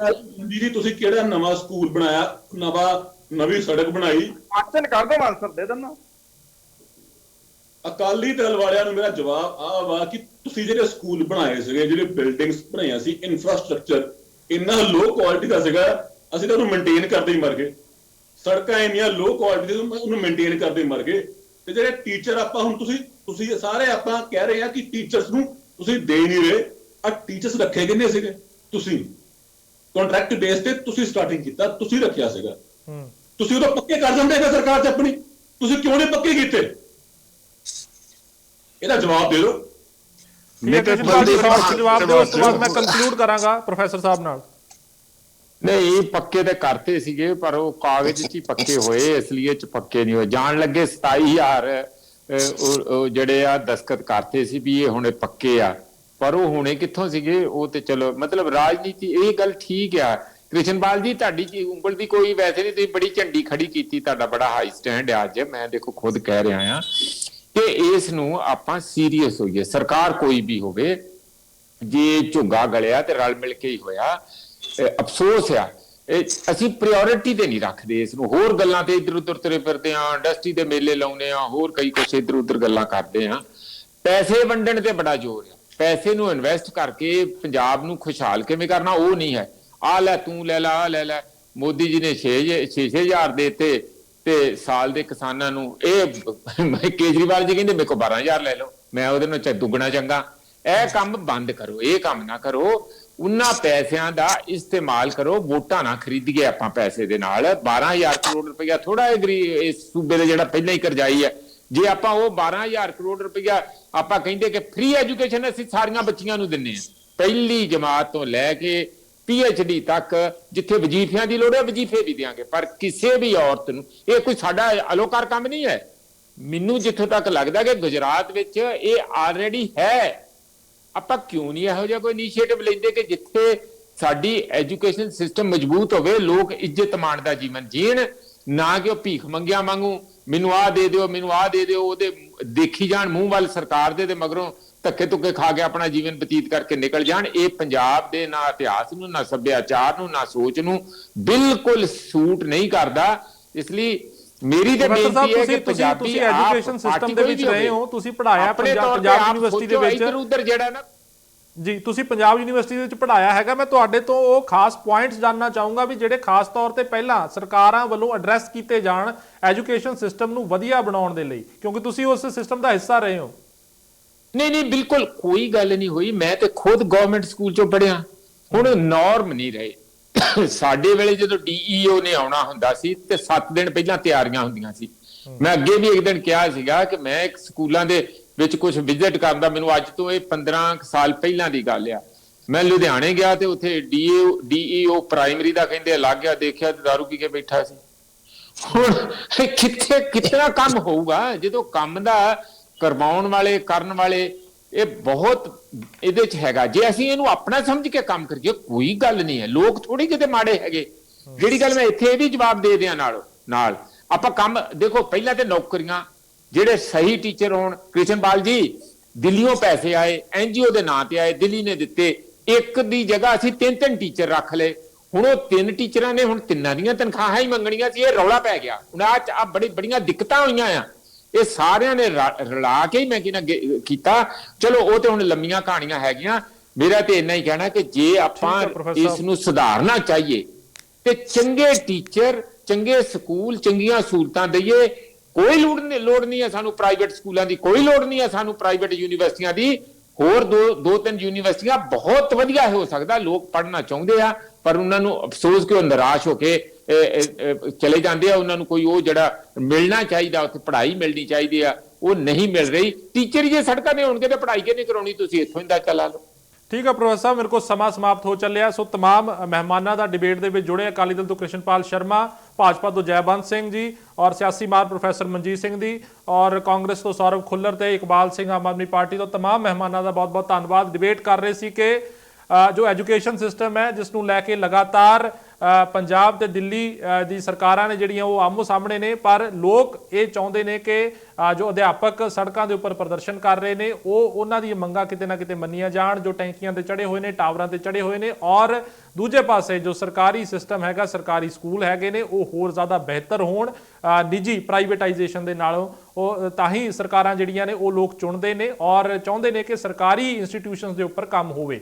ਸੋ ਉਮੀਦ ਰਹੇਗੀ ਕਿ ਇਸ ਡਿਬੇਟ ਦੇ ਵਿੱਚੋਂ ਕੁਝ ਸਾਰਥਕ ਚੀਜ਼ਾਂ ਜ਼ਰੂਰ ਨਿਕਲੀਆਂ ਹੋਣਗੀਆਂ। ਅਗਲੀ ਵਾਰ ਫਿਰ ਕਿਸੇ ਹੋਰ ਮਸਲੇ ਨਾਲ ਲੈ ਕੇ ਤੁਹਾਡੇ ਸਾਹਮਣੇ ਹਾਜ਼ਰ ਹੋਵਾਂਗੇ। ਉਦੋਂ ਤੱਕ ਲਈ ਇਜਾਜ਼ਤ ਦਿਓ। ਧੰਨਵਾਦ।